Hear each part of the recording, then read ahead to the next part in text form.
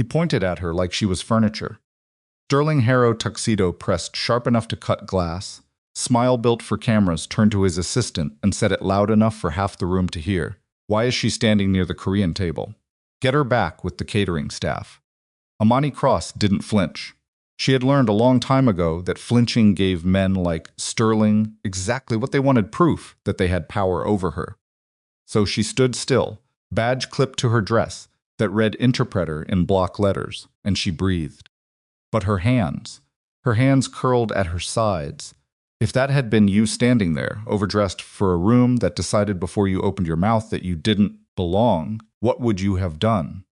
Before this night was over, Imani Cross would save every single person in that ballroom, including the man who just tried to humiliate her. This kind of story moves you real tension, real dignity, real consequences. Subscribe to this channel right now and hit the notification bell. We tell stories that stay with you. Drop your city or country in the comments below so I can see how far this story has traveled. And if it grabbed you in the first 30 seconds, press. Like it helps more people find stories worth watching. Now, let's go back to the beginning. The call came at 6:47 in the evening, which meant Imani had exactly 1 hour and 13 minutes to get from her apartment in Queens to a black tie charity gala in Midtown Manhattan. Wearing something that didn't say, "I was not planning on being here tonight." She almost didn't answer. The number was a 212 area code she didn't recognize, and Imani had a policy about unrecognized numbers on Friday evenings. Ignore them, pour a glass of something cold, and let whatever crisis it was belong to someone else for one night. She had been on her feet since 7 that morning. She had interpreted a 4-hour deposition for a shipping conglomerate, navigated a tense back and forth between a Hong Kong trade attorney and a New York customs officer who seemed personally offended by the concept of compromise, and then taken 2 trains and a crosstown bus home because the subway signal delays were what they always were, everyone's problem and nobody's priority. She was tired in a specific way that tired people understand, not the sleepy kind of tired, but the kind that settles into your shoulders and makes the idea of a quiet apartment feel almost sacred. Her phone buzzed a second time. She picked up. The voice on the other end belonged to a woman named Patricia Osei, who worked for a staffing agency that occasionally contracted Imani for high-end corporate interpretation work. Patricia was always professional. That evening, she sounded like someone trying to stay professional while clearly panicking. "Imani, I need you to say yes before I finish explaining." "That is not how I make decisions, Patricia." David Chen just checked into urgent care. Kidney stones. He was scheduled to interpret for the Kwon Meridian delegation at the Halcyon Crown Gala. Tonight, the whole evening, private negotiations included. Korean English, executive level, technically demanding. A pause. There is no one else. Everyone else is booked or out of the city or not cleared for the sensitivity level of these conversations. Imani sat down on the edge of her bed. How sensitive. Multi-billion-dollar international infrastructure, agreement sensitive. Quiet for a moment.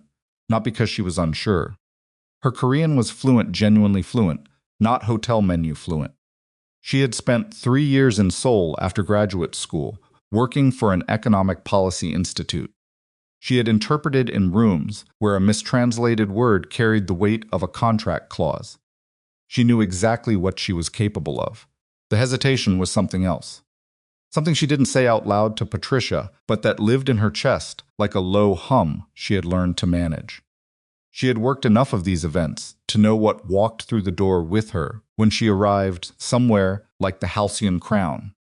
She was a plus-size black woman in her early 30s who spoke 4 languages, had 2 advanced degrees, and still regularly found herself having to prove to a room full of people that she was exactly where she was supposed to be.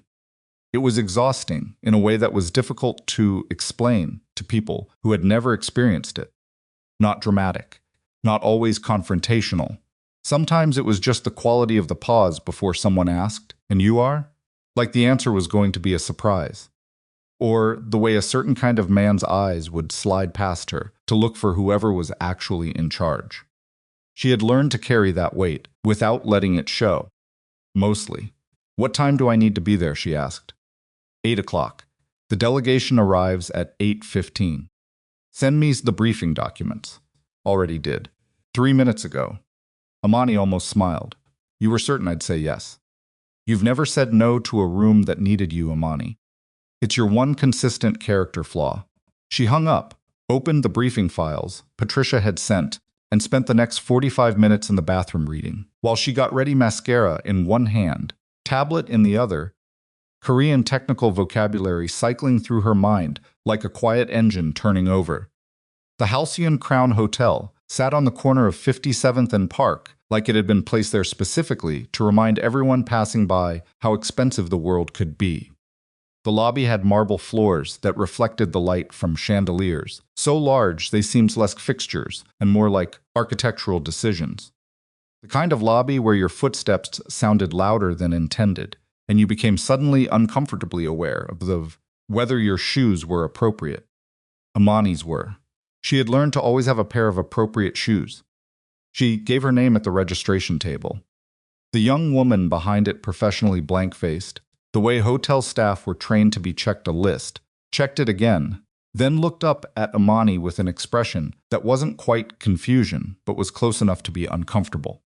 You're listed as a last-minute addition, the woman said. Emergency interpreter. That's correct. I'll need to print a badge. The badge took 4 minutes. Imani stood to the side and watched the lobby fill with the kind of wealth that announced itself in textures, the particular weight of a fabric, the specific gleam of a watch face, the way a certain caliber of person moved through a crowded room like water, assuming the shape of whatever container it entered. Effortless. Inevitable. When the badge finally came, it said interpreter in block letters across the center. No first name, no last name. Just the function. She clipped it to the strap of her dress and walked into the ballroom. The Halcyon Crown's main ballroom was the kind of room that made you understand why certain people believed beauty was its own form of power. The ceiling soared 3 stories. The walls were lined with pale, gold panels that caught the light from a chandelier, so enormous it looked like a small weather system, suspended above the guests, thousands of crystal drops, arranged in cascading.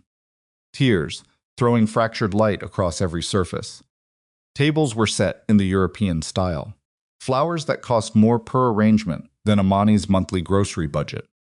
Strings playing somewhere near the far wall, quiet enough to feel sophisticated, loud enough to fill the silences.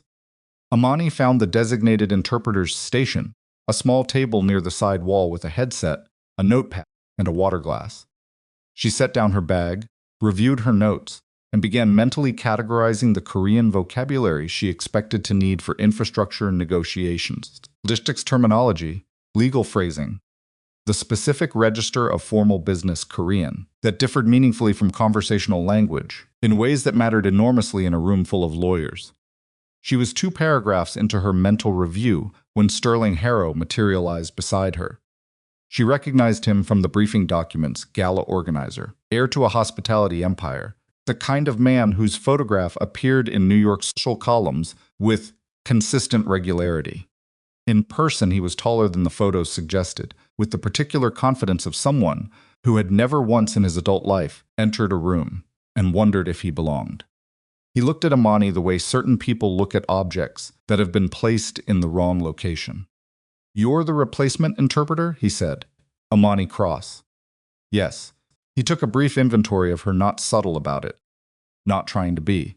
The Korean delegation has very specific expectations for their support staff this evening. We have established protocols. I've reviewed the briefing documents, Imani said. Technical vocabulary, security clearance, communication protocols for the private session. Is there something specific you'd like me to address? A flicker of something crossed his face. Mild irritation at being interrupted, maybe. Or surprise that she had answered before he'd finished deciding what question to ask.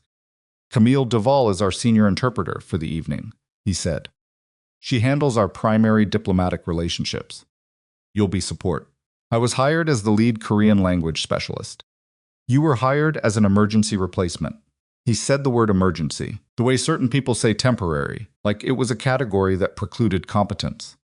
Camille will take primary. You assist. Imani looked at him for a moment. She had a response fully formed in her mind, clear, factual, citing her credentials and the specific terms of her contract, as communicated through Patricia's agency. She considered delivering it. Instead, she said, "Understood." Not because she agreed, but because she had learned at cost, over years, that certain arguments in certain rooms were not about being right. They were about who had the patience to outlast the other person's assumptions. She would let the work speak. Sterling moved away. Imani exhaled slowly through her nose and turned back to her notepad. 15 minutes later, a tray wobbled.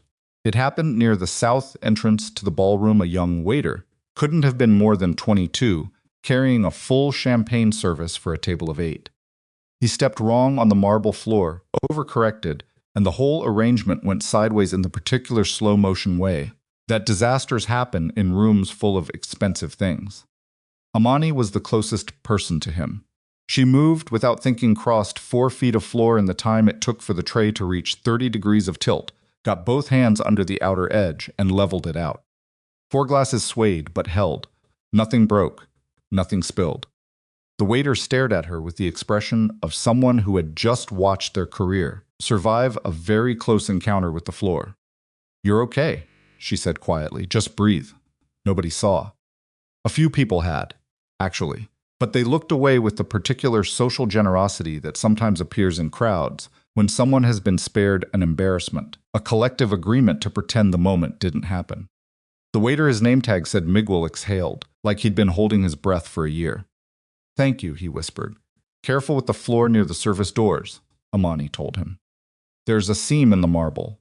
It catches heels." He nodded, steadied himself, and moved on. Imani turned back toward her station and found herself looking at a man who had been watching the entire exchange from 20 feet away.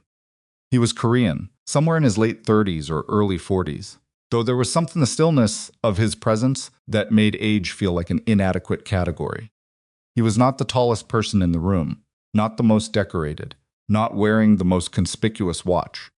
But he occupied his space with a kind of absolute quiet that pulled the eye in the way that genuine authority sometimes does not loudly, but unmistakably. He was surrounded loosely by 4 individuals who were clearly not guests. Too attentive, too still, Kwon Jae-Min. She recognized him from the briefing file photograph, though the photograph had done a poor job of capturing whatever quality it was that made an entire section of the room seem to quietly reorganize itself around his presence as he moved. He was walking toward her. Imani stood a little straighter, not out of deference, out of the specific focus that came over her when the work was about to actually begin. He stopped in front of her. His eyes were direct, not unfriendly, exactly, but calibrated the eyes of someone who had learned to read people quickly because the cost of misreading them had historically been significant. Spoken Korean. "You caught the tray," he said. It wasn't a question.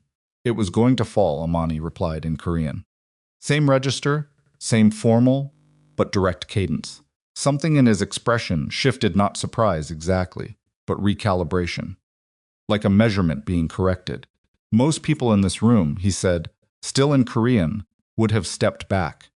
The glasses were expensive. The waiter was 22. "Pause, you read people." "It's the job," she said. He was quiet for a moment. Then he switched registers, moved from standard formal Korean to a particular dialect-inflected phrasing that a non-specialist would have struggled to follow. It was a test. Subtle, but clear.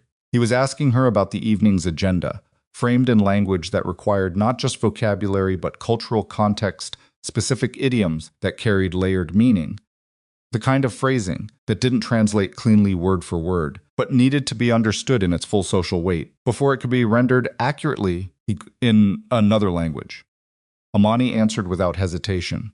She didn't just translate the implied question, she responded in kind, matching his register, acknowledging the cultural subtext he'd embedded in the phrasing, giving him an answer that demonstrated she understood not just what he said but what he meant by saying it the way he said it.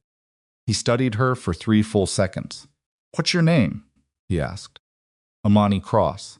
He turned to one of his security detail, said something brief and quiet in Korean, and the man nodded and moved away toward the registration area.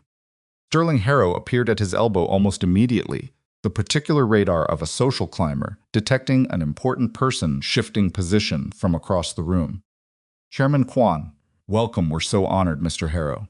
Jae-Min's voice was polite, completely without warmth. I would like Miss Cross as my interpreter for the evening. Sterling blinked. Of course, we have arranged for our senior. Miss Cross, Jae-Min said again. The repetition was not loud. It wasn't aggressive. It was the specific tone of a man who was accustomed to saying things once and having them understood. Sterling looked at Imani. There was no apology in his expression. There was something closer to resentment, which was its own kind of information. Camille Duval materialized from somewhere near the registration table, tall, silver-haired, with the bearing of someone who had spent decades in rooms exactly like this one.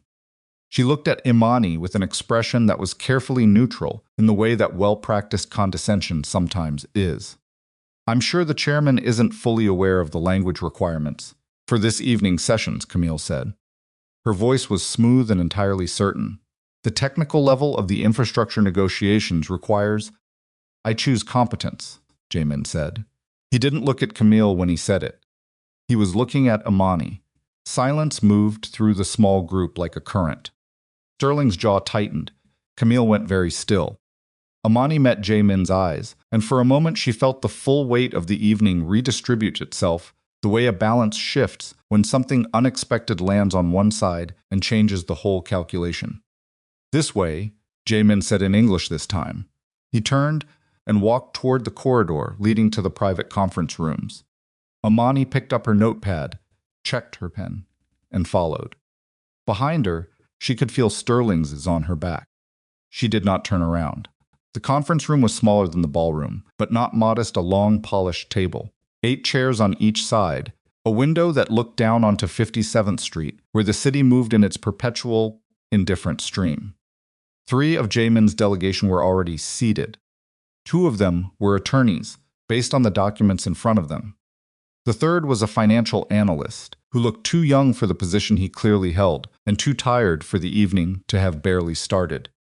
The American side of the table had 4 seats occupied: 1 attorney, 1 business development executive, 1 man with the specific face of someone who had been in federal finance for 30 years, and an empty chair for whoever would be arriving late and trying not to show it.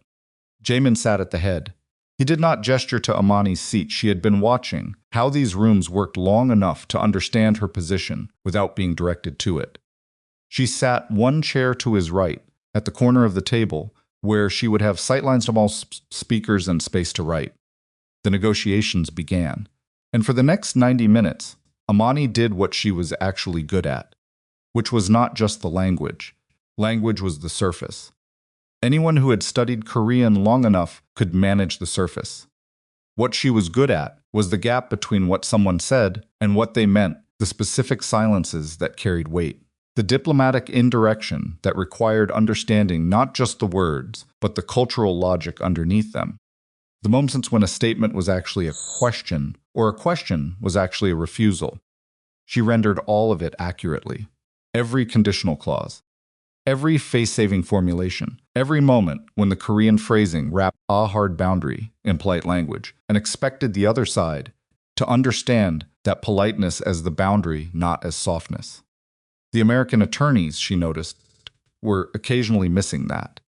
Not dramatically, subtly, hearing the polite surface and responding to the politeness instead of the boundary.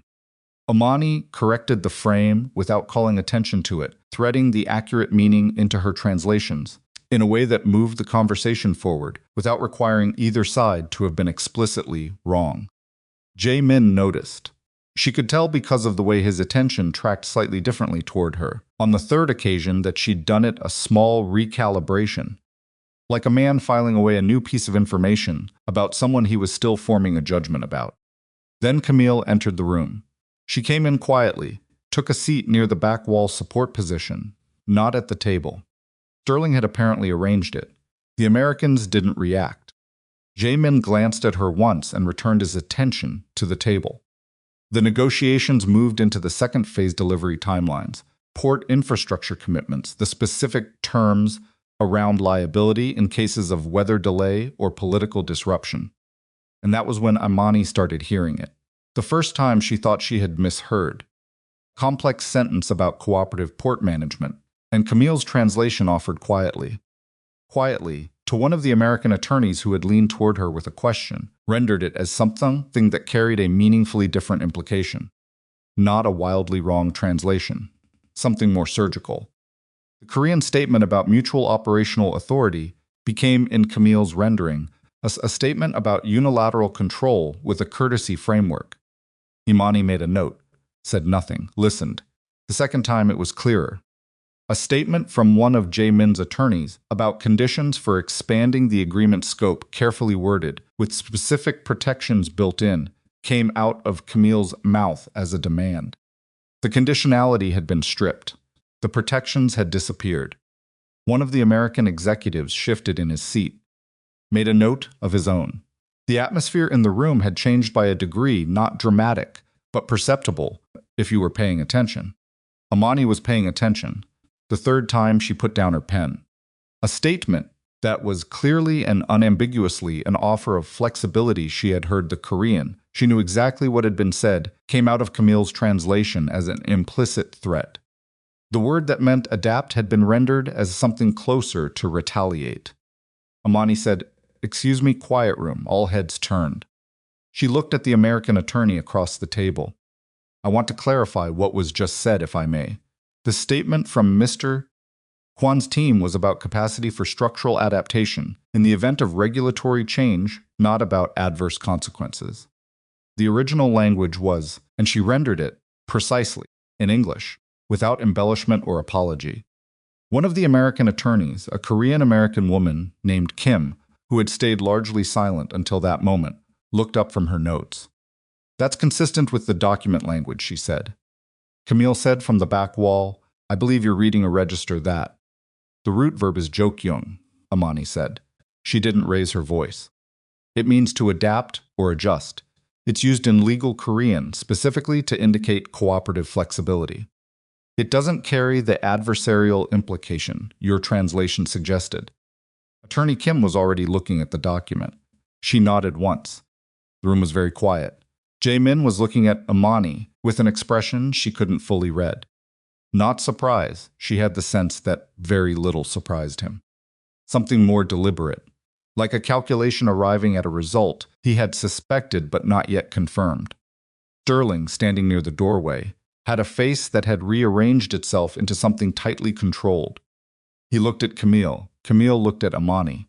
The session broke for the scheduled intermission 15 minutes later. The delegates filtered toward an adjacent Santa room. The Americans huddled quietly. Jae-Min's security detail moved into the corridor. Imani gathered her notes, took a breath, and excused herself to find the restroom and a moment of quiet. The service corridor was 2 turns past the main hallway she'd spotted it during the pre-session walkthrough, a quieter route that bypassed the main lobby foot traffic. She found it empty, fluorescent lit, with the particular utilitarian echo of spaces that exist to keep a building running without anyone noticing. She was standing at the corridor's junction, reviewing a note she'd made during the session, when she heard the voices. Around the corner, close enough that the words were clear. She didn't understand who was speaking at first. Then she registered the language. Korean. And then she registered what was being said.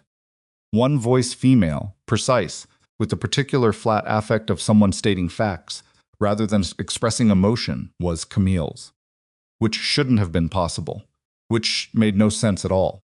Her Korean was, Imani stopped thinking and started listening. Camille was arguing with someone. A man's voice, lower, kept underneath the words in a way that made it clear he was managing the conversation, not participating in it equally. Imani couldn't see them. The turn into corridor blocked her sightline. She pressed herself against the wall and listened. They were arguing about timeline, about the session, about whether the mistranslations had been sufficient to produce the result that was needed, and what that result was. Imani was assembling in real time as she listened. The way you assemble a picture from pieces that you wish didn't fit together as neatly as they did. Someone wanted this agreement to collapse. Someone had placed Camille in that room to ensure it collapsed. And then The man's voice said something that turned the corridor cold. He said, "Kwon doesn't leave the building." 4 words. Korean. Clinical. Imani's phone was in her hand. It slipped. In the perfect silence of the empty corridor, the sound of a phone hitting a tile floor was a small explosion. There was a half-second of absolute silence from around the corner. Then footsteps. Fast Imani moved.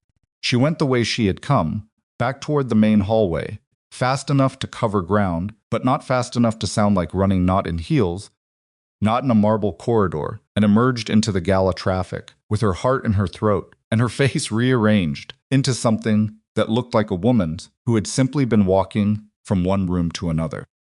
She did not look back. She walked directly toward the conference room anteroom, toward Kwon Jae-Min. He was standing near the window with one of his attorneys, and he turned when she approached, something in her gait or her expression registering immediately, because his attention sharpened the way it does when someone trained to read threat has recognized an input that requires processing. She stopped in front of him. "I need to speak with you," she said. In Korean. Quietly now. He studied her face for exactly 2 seconds. Then he said something brief to his attorney, who moved away. And Imani told him everything she'd heard. She told it straight, no decoration, no qualification, no attempt to soften the part that was terrifying. Because she had learned a long time ago that the truth delivered too gently sometimes doesn't land with the weight it needs to carry, and this truth needed to land exactly as heavy as it was. When she finished, Jae-Min was quiet. She had expected she wasn't sure what she'd expected. Urgency, maybe, or the particular controlled response of a man calling his security team. Or even, she thought, some residual skepticism about the source, about the emergency interpreter who had materialized 6 hours ago and was now standing in front of him with a story that sounded, she was willing to admit, like something constructed rather than overheard. He didn't do any of those things. He said, "I know." She stared at him. "I have known since before we entered the session that something in this building was wrong," he said. "I did not know the specifics. I knew the shape of it." "Then why didn't you leave?" He said the word with something that wasn't quite a smile. "And let whatever this is proceeds without knowing what it actually is." Imani thought about that for a moment. She thought about a man who had walked into a building where something was wrong, who had sat down at a table where someone was lying to him, who had chosen not to run, but to stay and understand it, and who had placed his interpreter at the corner of the table because he'd looked at her in a ballroom and made a decision about her in the time it took for a tray to almost fall. "What do you want to do?" she asked. He looked at her for a long moment. "I want to find out how far this goes," he said, "and I am going to need you beside me." Down the corridor, she could hear the sound of the Gala resuming string music filtering through the walls, the low murmur of 300 people who had no idea that the night they thought they were having was not the night that was actually happening. Imani picked up her notepad. She had taken this job because nobody else was available. She stayed because the work wasn't finished. "Then let's go," she said. Jae-Min moved first. Not fast, that was the thing about him that Imani was still calibrating. He didn't move the way people moved when they were afraid. He moved the way water moved when a drain opened, somewhere purposeful, quiet, finding the path without announcing it. He said 2 words to his security captain, a compact man named Park, whose face operated on a frequency somewhere between professional calm and the specific readiness of someone who had spent years in rooms where things went wrong. Park nodded once and peeled away into the corridor. Jae-Min looked at Imani. "Stay close. I'm not planning to wander," she said. They returned to the anteroom together. The 2 Korean attorneys were at the table with coffee they hadn't touched. The financial analyst, the young one who looked chronically exhausted, was on his phone, typing something with both thumbs. He looked up when Jae-Min entered, and something in the chairman's expression made him put phone face down on the table without being asked. Jae-Min sat. He didn't explain anything. He looked at his lead attorney, a methodical man named Cho, and said in Korean, "Walk me through the 3rd clause of the Port Authority language again." Every word. Cho blinked once, a brief recalibration, then opened his document and began. Imani took her seat at the corner. She listened to Cho's reading, and she listened underneath it, at the same time, tracking the room's temperature the way she tracked language, not just the surface content, but the barometric pressure of it, what the silences meant, who was watching whom. The financial analyst, she noticed, was watching the door. Not the way you watch a door because you're expecting someone. The way you watch a door because you're calculating something about it. She made a note on her pad that had nothing to do with the clause Cho was reading. The American delegation filed back in 7 minutes later. The federal finance man she'd learned his name was Whitmore, and he carried himself with the particular inertia of a man who had outlasted 4 administrations, settled into his chair, and folded his hands on the table like a man getting comfortable for a long flight. Sterling appeared in the doorway but did not enter. He scanned the room, made brief eye contact with Whitmore, brief enough to be deniable, present enough to mean something, and disappeared. Imani filed that away. The second session began, and everything was different. Not obviously. The table looked the same. The documents were the same documents. People were saying approximately the same things they had been saying before the break. Camille was gone. Her chair along the back wall was empty, and nobody mentioned it. And the particular way nobody mentioned it told Imani that Sterling had made some arrangement she wasn't supposed to know about. She interpreted alone. She did it cleanly, fully, without the fractional hesitation she'd felt during the first session when she'd been waiting to see if Camille would insert herself again. There was a kind of clarity in having the whole field to herself, the way a room feels, after furniture has been rearranged and you suddenly have the space to move the way you actually needed to move. The negotiations proceeded. Headway was made on 2 of the outstanding clauses. Attorney Kim, on the American side, had a directness that Imani respected. She asked precise questions and accepted precise answers and didn't waste anyone's time performing sophistication. Then Whitmore leaned forward. "I want to return," he said, "to the question of operational authority in Phase 2. He looked across the table at Jae-Min's team, without looking at Jae-Min himself, the particular diplomatic rudeness of addressing subordinates to avoid the authority of the principal. Our read of the current language suggests a shared framework that creates ambiguity around incident response. We'd want that resolved before any signatures," Cho responded. Imani rendered it accurately. The Korean position was that the current framework was intentionally non-prescriptive for flexibility, and that incident response protocols were addressed in the supplementary agreement. Whitmore nodded, said in a way that meant he'd heard it, and was proceeding as if he hadn't. "Our concern," he said, "is that non-prescriptive frameworks become litigation frameworks. We'd want prescriptive language." Jae-Min, for the first time in the session, spoke directly, in English, which he clearly commanded well enough when he chose to use it. "Mr. Whitmore, the supplementary agreement has prescriptive language. Highly specific. Your team reviewed it in February." Whitmore smiled, the smile of a man who had been caught at something and was choosing to treat being caught as a social technicality. "Circumstances evolve, the language doesn't." Kim looked down at her papers. The business development executive, a younger man named Gareth, who seemed to exist primarily to carry documents from one side of the table to the other, shifted in his seat. The room had just gotten smaller by about 10 degrees. Imani was watching the door. Park, Jae-Min's security captain, had not returned from wherever Jae-Min had sent him before the session started.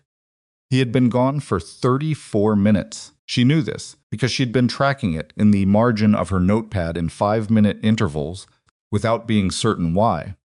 Only that something in the rhythm of the evening had produced in her the specific alertness of an animal that senses a change in air pressure. But at minute 38, the door to the conference room opened. Not Park. A hotel employee young man, dark jacket, the halcyon crown crest on his chest, leaned into the room and spoke to the attorney nearest the door in a low voice. The attorney frowned, excused himself with a murmur, and stepped into the corridor.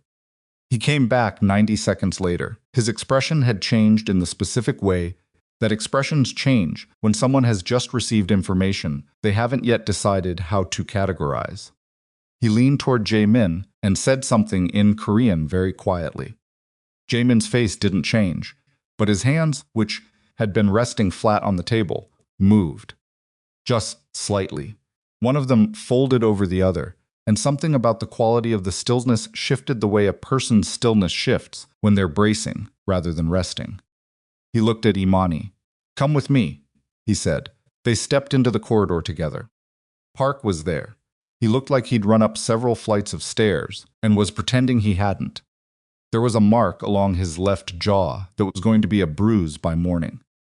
"There is a problem," he said, in Korean, to Jae-Min. And then he said the thing that he had clearly been holding in, since whatever had happened to produce the mark on his jaw. Song is missing. Song was Imani had understood from the briefing, one of Jae-Min's 2 additional security personnel, who had entered the hotel with the delegation. She looked at Park's jaw. "What happened to your face?" she asked. He looked at her with the expression of a man who was recategorizing something. He had interacted with her, primarily as a function, until this moment the interpreter, the professional support, the woman who stood at the corner of the table and rendered language. Question direct, specific, not deferential landed differently than he'd expected from that category. "I found a situation in the service corridor," he said.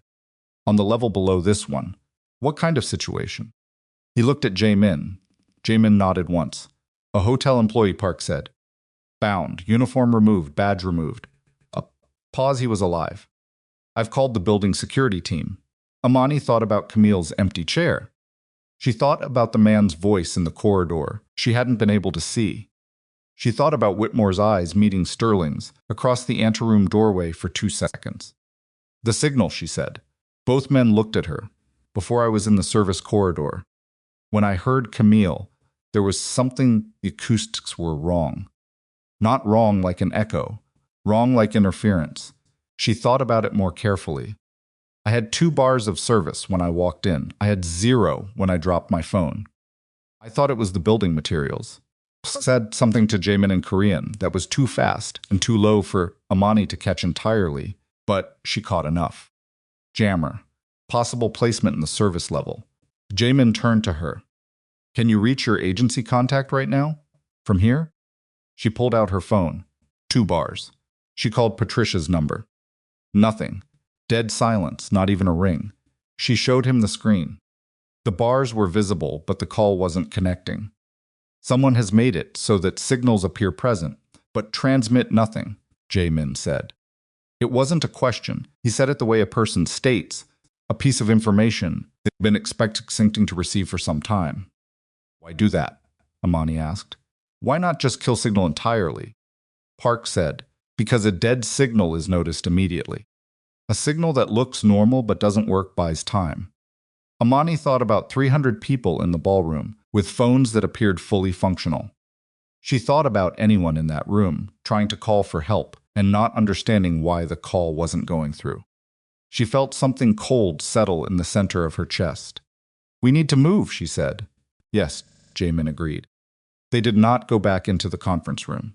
Jae-Min's remaining attorney, not Cho, the other one, a quieter man named Baek, who had said very little during both sessions, was waiting in the corridor. Jae-Min spoke to him briefly in Korean, then said in English, "Excuse our delegation. Call it a medical issue. Give them 30 minutes. Baek's expression didn't flicker. He went back into the room.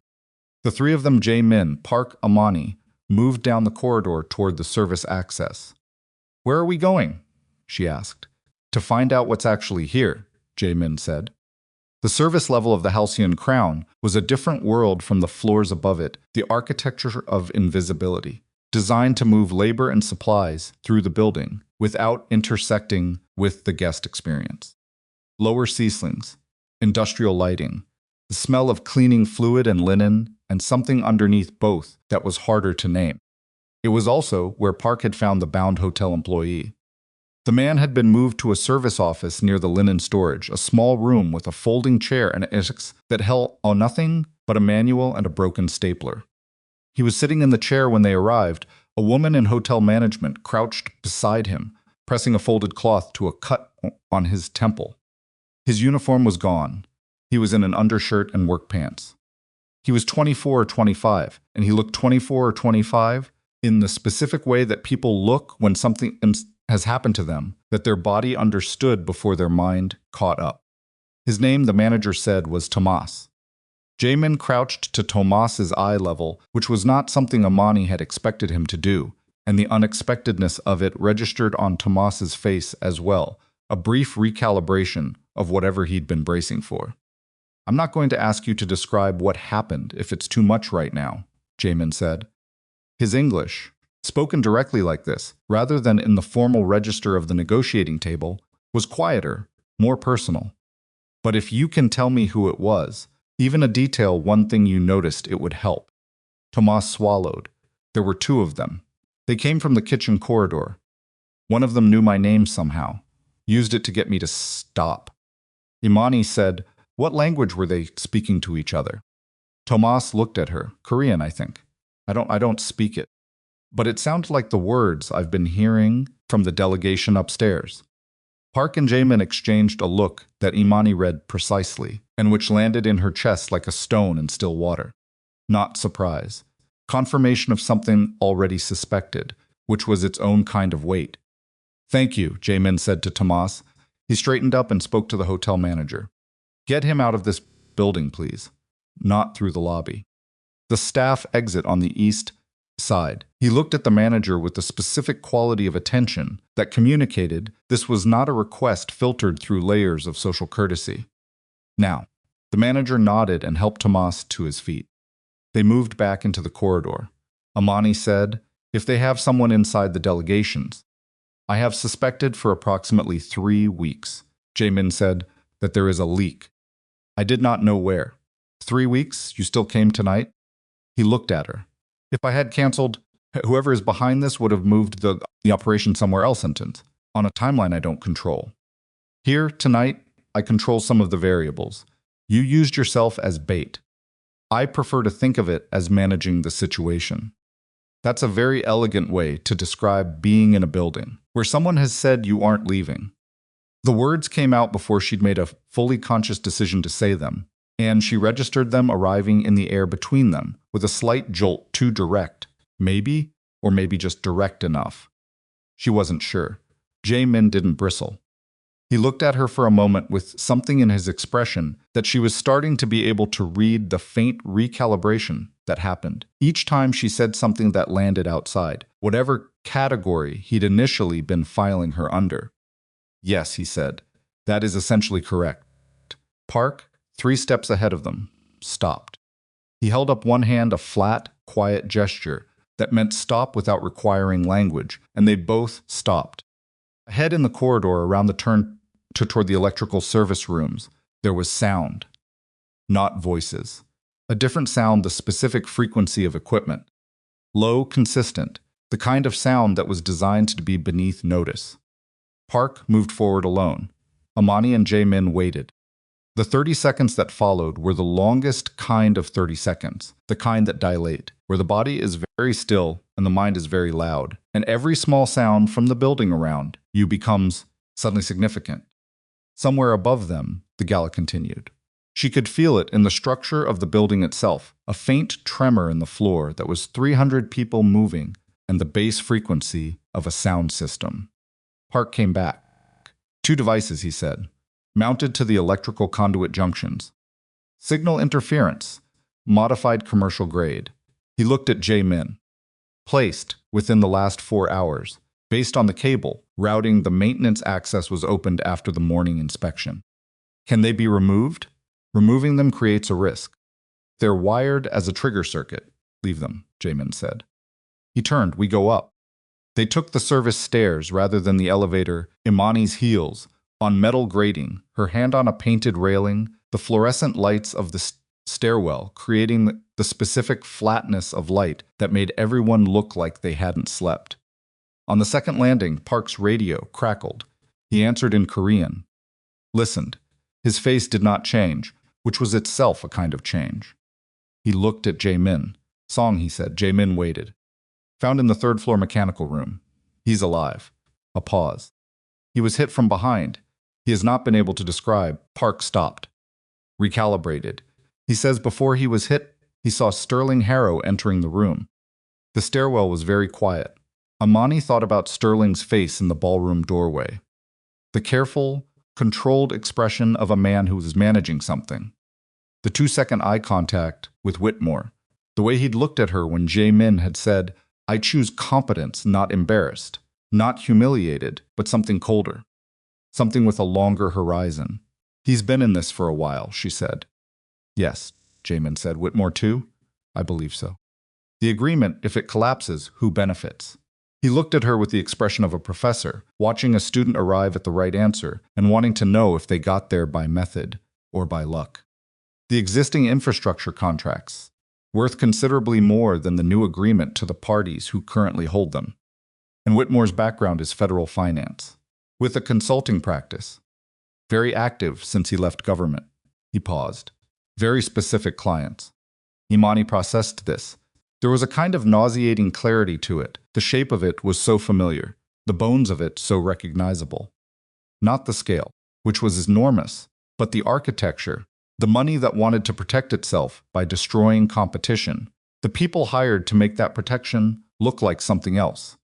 The woman in the corridor, speaking a language she wasn't supposed to know. "Where is Sterling now?" she asked. Park said unknown. "And Camille?" Park looked at his radio, then at Jae-Min. Something passed between them that Imani read as "we don't know," and "it's a problem." They came out of the stairwell on the second floor and moved through a service door into the carpeted corridor of the guest level.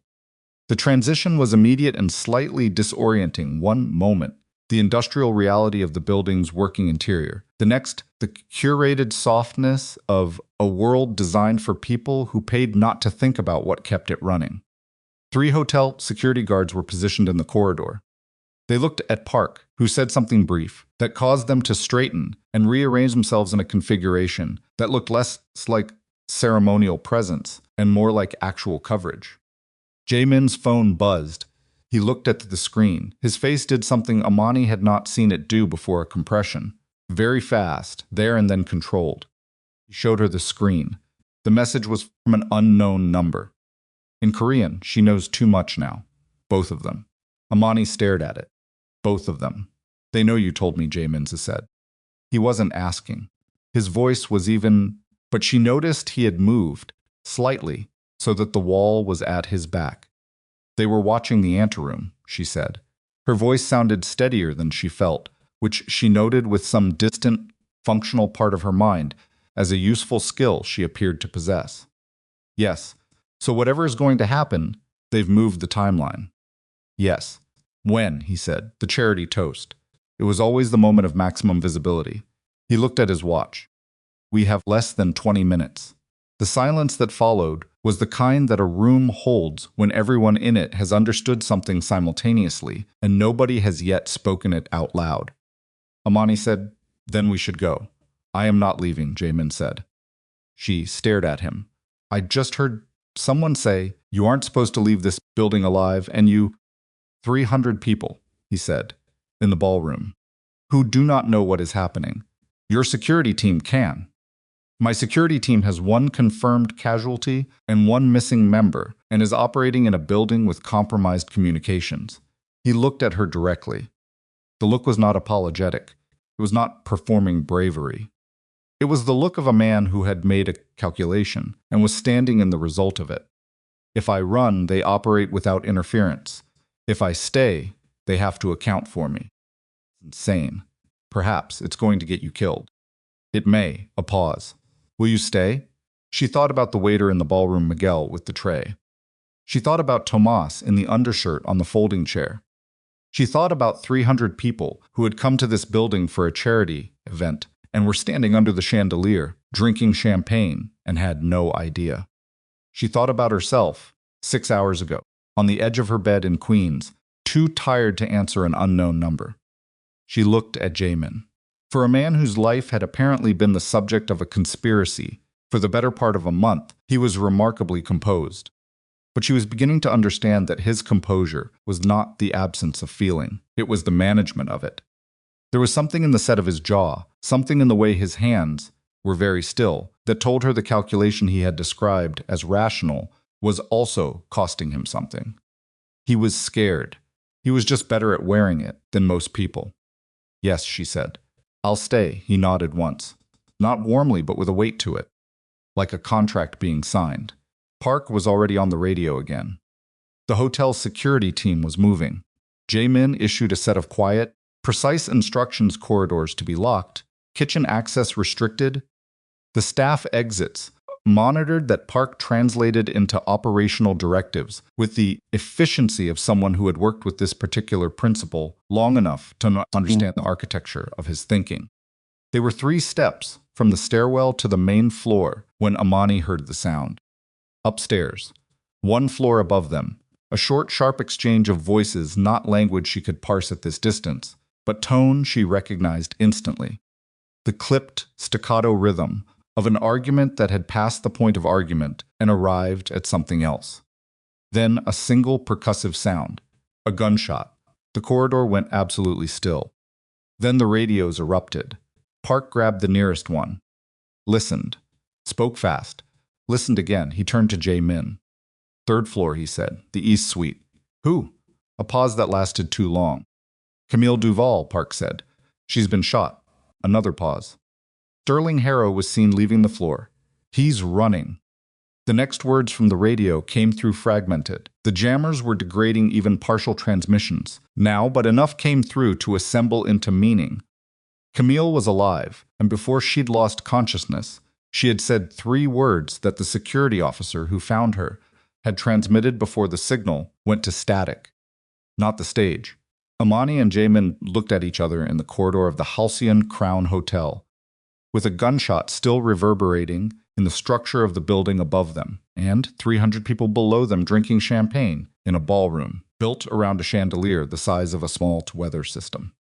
And Imani felt it, the precise, terrible, irreversible click of a moment, becoming something you cannot walk back from. Whatever came next, there was no version of this night in which she was the emergency interpreter who went home at midnight and read about it in the news. She was already inside it. She looked up at the ceiling. The stage, she said slowly. Everyone will be looking at the stage. Yes, Jae-Min said, so that's not where it is. She raised her eyes to the chandelier visible through the glass panel at the stairwell, landing the one above the ballroom, catching the light from 3 floors below, throwing it in every direction at once. Her breath stopped. Jae-Min, she said. He followed her gaze.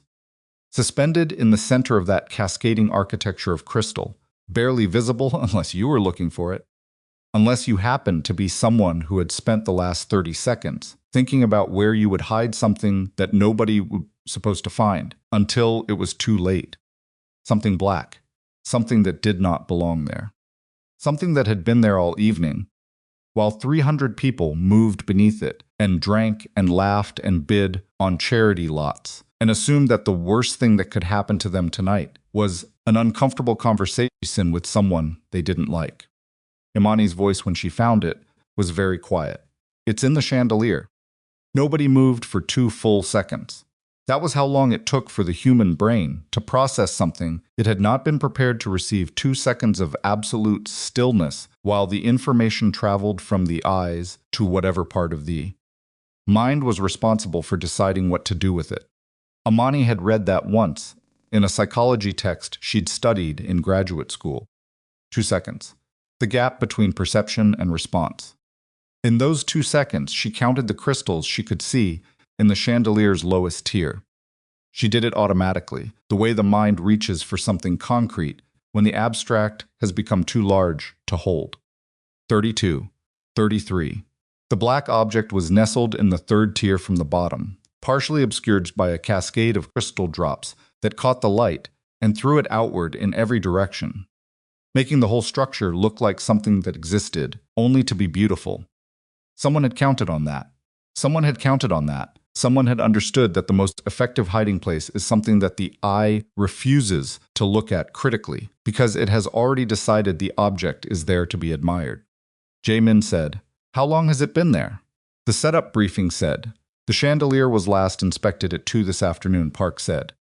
He was already on the radio, but the static was severe, the jammers, below, converting every transmission into a broken, fragmented approximation of communication.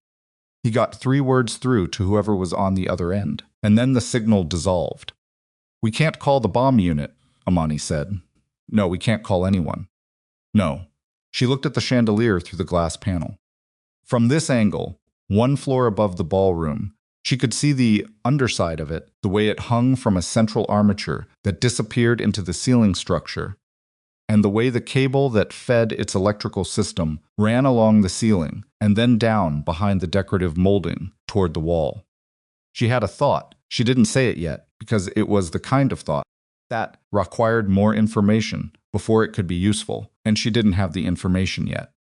But she filed it in the specific mental compartment she used for things that might matter later, and she turned back to the immediate problem.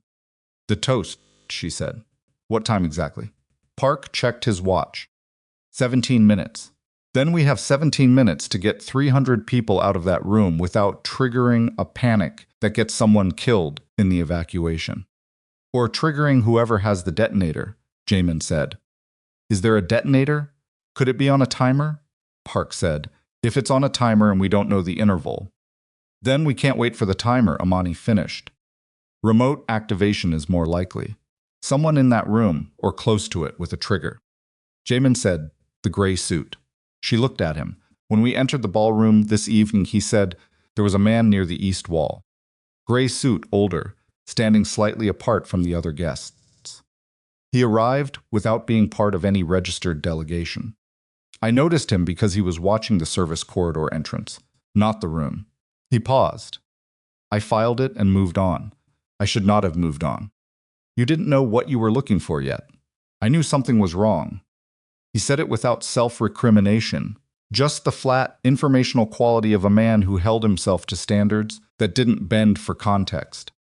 Imani noted it and moved past it, because there wasn't time for anything else. "Park," she said. Park looked at her with the expression he always had when she addressed him directly, the fractional recalibration, the adjustment of category. "The hotel's emergency evacuation, how does it initiate? Is it centralized, or can it be triggered at multiple points?" "The fire alarm system has pull stations on each floor. The main panel is in the security office on the ground level. If we pull a station, it's audible throughout the building. Everyone in the ballroom hears it at the same time and moves at the same time." Stampede Risk, Park said. "Yes, so we don't do that," she thought. "What's the process for a controlled evacuation? A security-directed movement, not a panic?" Park looked at Jae-Min. "It requires the hotel security director and the event organizer to jointly authorize." "Sterling Harrow is the event organizer," Imani said. The hallway was very quiet. "Who else has authority?" she asked. In the absence of the event organizer, Park was working through it in real time, and she could see the problem arriving in his expression before he finished the sentence. "The hotel general manager." "Find the hotel general manager," Jae-Min said to Park. "Now." Physically, Park went. They were alone in the corridor for the first time since the service level. Imani became aware, in the specific way you become aware of things, when the external pressure eases by 1 degree, that she had been holding her shoulders at approximately the height of her ears for the last 40 minutes. Consciously lowered them. Her neck ached. "You should have told me," she said. Jae-Min looked at her. "When you were reading the room this evening, when you sat down at that table knowing something was wrong, you should have told me before we started. I didn't know you," he said. "You chose me. I chose your competence. That's not the same as knowing you." He said it without apology, and she found that she couldn't argue with it, because it was true, and also because it was the same calculation she made about people. All the time competence was observable. Trust was built, and confusing the two was how people got hurt. "I know you now," he added, and the way he said it was not warm exactly, but it was direct. And directness from him she had learned to read as the closest thing to warmth he was paid on this particular evening. "The chandelier cable," she said. He waited. "I need to see the blueprints of this building." Not the floor plan, the electrical layout. Sterling had them. Sterling's office. "Yes, Sterling is somewhere in this building running from whatever he's done to Camille," Jae-Min said. "His office has been unoccupied since he left it." Another pause. He was reading her face. You have an idea. I have the beginning of one. Tell me, not yet. I need the blueprints first. He almost said something.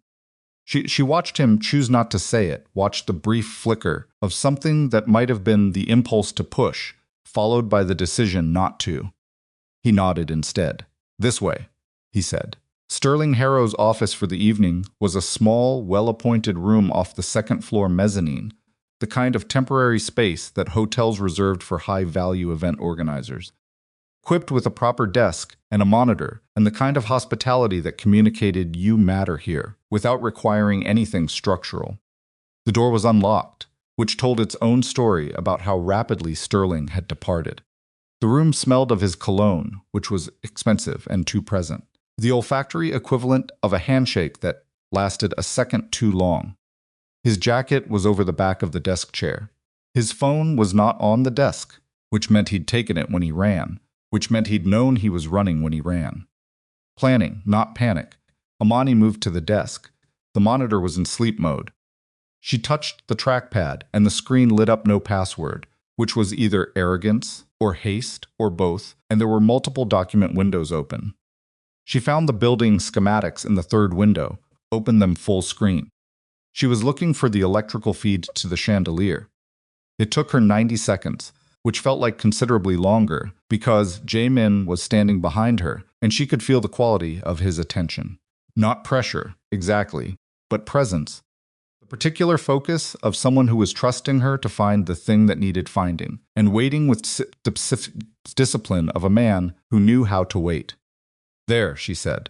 The chandelier drew from the main ballroom electrical circuit, which fed from its distribution panel in the lighting control room. On the mezzanine level, a small, windowless room at the east end of the floor, above and to the side of the ballroom stage. The control room was wired into the building's emergency power system, which meant it had a secondary circuit that bypassed the main grid. And the chandelier had 3 cables feeding it. She stared at the schematic. 3 cables, primary power, control signal, and a third thinner on the diagram, labeled in the architect's notation as APS-AUX emergency power supplementary, a legacy circuit from an older wiring system that had apparently been left in place during a renovation because removing it would have required opening the ceiling structure. If someone had wired an explosive device into the chandelier and wanted it to be triggerable remotely while the signal jammers were operational, they would need to bypass the interference. The way to do that was to use a wired connection rather than wireless, a hardwired trigger that ran through an existing electrical conduit, invisible to any RF-based detection system because it wasn't broadcasting a signal. It was already connected.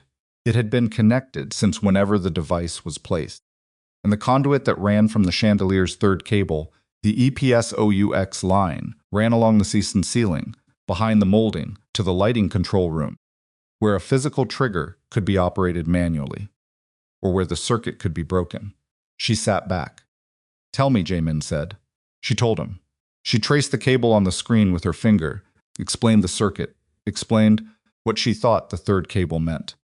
She spoke quickly and without hedging, because hedging cost time, and she didn't have time. When she finished, Jae-Min was quiet for 3 seconds. "If you cut the wrong cable," "I know, the EPSX line." "How certain are you?" "Not completely certain," she said. "I'm certain about the logic. I'm certain that if someone wanted a reliable hardwired trigger in this building tonight, the existing AUX circuit is the only conduit that reaches the chandelier without new installation work that would have been noticed. I'm certain about that. But the cable itself, the schematic labels them by color in the control room. Blue is the DUX circuit." She paused. "According to a document that Sterling had access to, which means he had access to it too." Jae-Min stood up straight. "Meaning they may have changed it." "Meaning they may have changed it," she confirmed. The room held that possibility for a moment.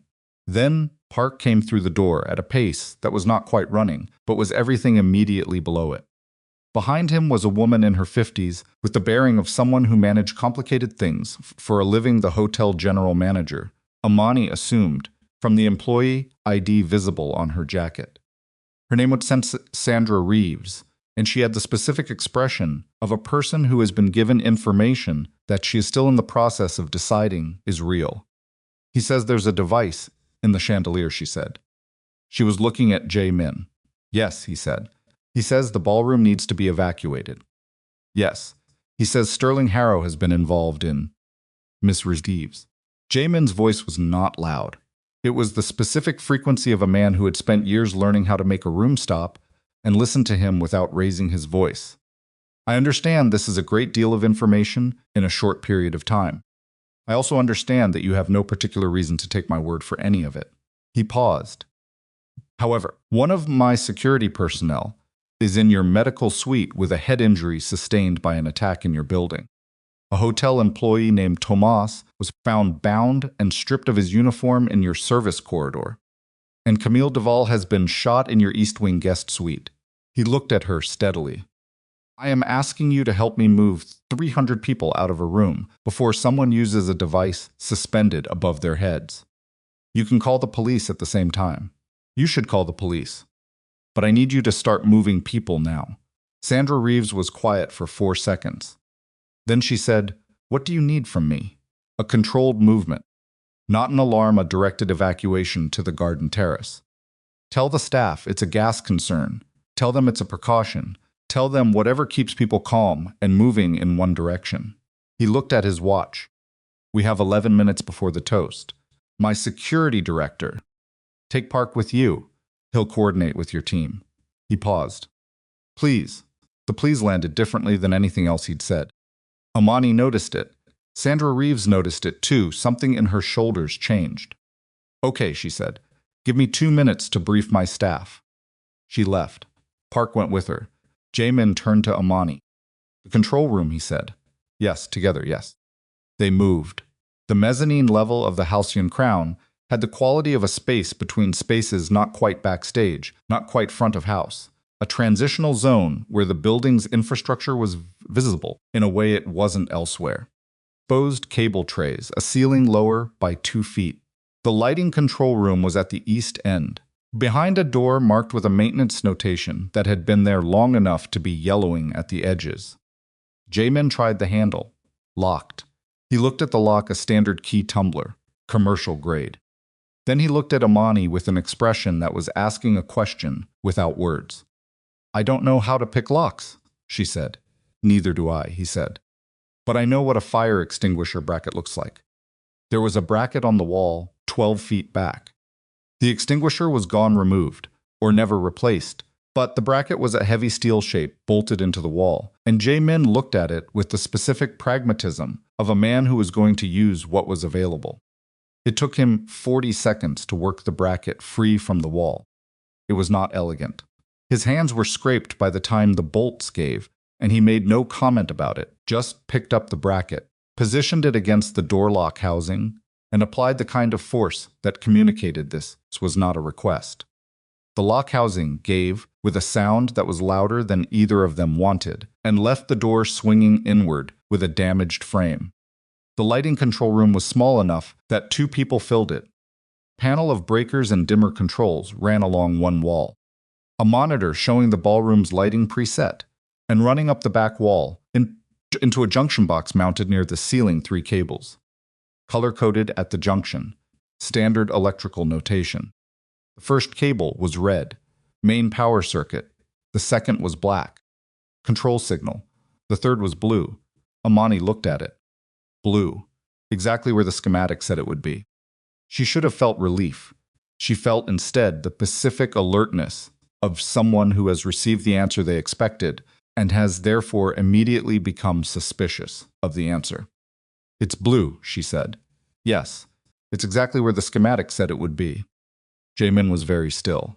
Sterling had the schematic, she said. He had access to these blueprints. He's been planning this for months, which means he has had months to think about what would happen if someone found this room and found these cables. She could hear, below them faintly, through the floor, the sound of the ballroom beginning to shift. The gentle, managed movement of guests being redirected. The murmur of a crowd being told something by staff trained to communicate urgency without alarm. Sandra Reeves was working, but the toast was in 9 minutes.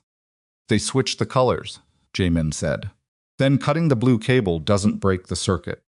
It either does nothing or it completes it. And cutting the wrong one could detonate it, yes. She was looking at the junction box.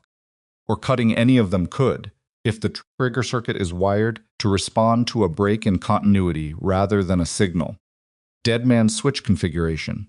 She had read about dead man configurations in a security briefing she'd interpreted for a logistics firm 3 years ago in Seoul. The firm's head of security had explained it patiently, in Korean, to a room full of executives who were bored. She had translated it faithfully and filed it in the part of her memory that accumulated information without yet knowing what it would be used for. She had not imagined the answer to that question would be this. Is there another way? Jae-Min asked. His voice was completely even. Not because he wasn't afraid she could hear the control it was taking to keep it. Even specific quality of a voice managed rather than naturally calm, but because he had made a decision at some point in his life that fear did not get to operate his voice. If we could physically access the chandelier and remove the device manually, how long to lower it? The chandelier motor is on this panel. She found it. It's a slow motor. At full speed, it takes approximately 8 minutes to lower the chandelier to a workable height. She looked at him. We don't have 8 minutes. What else? She was thinking. The window in the control room was small and dirty. Through it, she could see the upper register of the ballroom, the curved top of the space, the structural molding, and at the center of her sightline, framed like something from a nightmare, the chandelier. The device was visible from here if you knew. To look for it, a squat, dark object the size of a hardcover book, wedged between 2 tiers of crystal where the armature joints met. She was looking at the cable running from the chandelier housing into the ceiling molding. The physical path of it, the oak circuit, runs from the chandelier through the ceiling, molding down to this room. She said, "But what does it run through in the molding?" Jason said, "What? Conduit.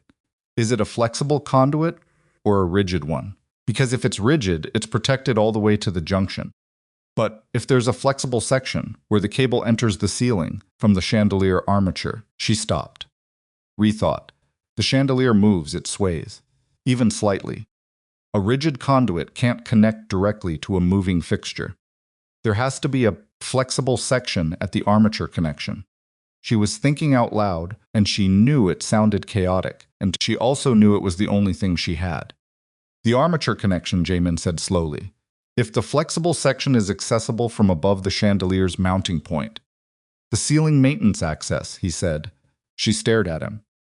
For a chandelier this size, he said, there is a maintenance hatch in the ceiling above the armature. Service access for electricians. It would be in the ceiling of the floor above the ballroom. He paused. Which is this floor? She turned and looked at the wall behind the control room. Through the wall, at whatever was on the other side of it. Where? He was already moving to the door. Come on. They went back into the mezzanine corridor and moved east, toward the ballroom's structural center. The ceiling above them was the same ceiling that formed the ballroom's roof. The chandelier's armature penetrated it somewhere in this zone. Jae-Min was looking up, counting structural bays. He stopped under a section of ceiling that had a barely visible seam in the plaster rectangular, approximately 3 feet by 2 feet, painted over so many times that it had nearly disappeared into the ceiling surface. A maintenance hatch. I need something to stand on, he said. There was nothing in the corridor immediately useful. Imani looked at the wall. There was a decorative console table 10 feet back, hotel furniture, the kind that held a flower arrangement and served no structural purpose. She dragged it over. It scraped. It was loud in the empty corridor.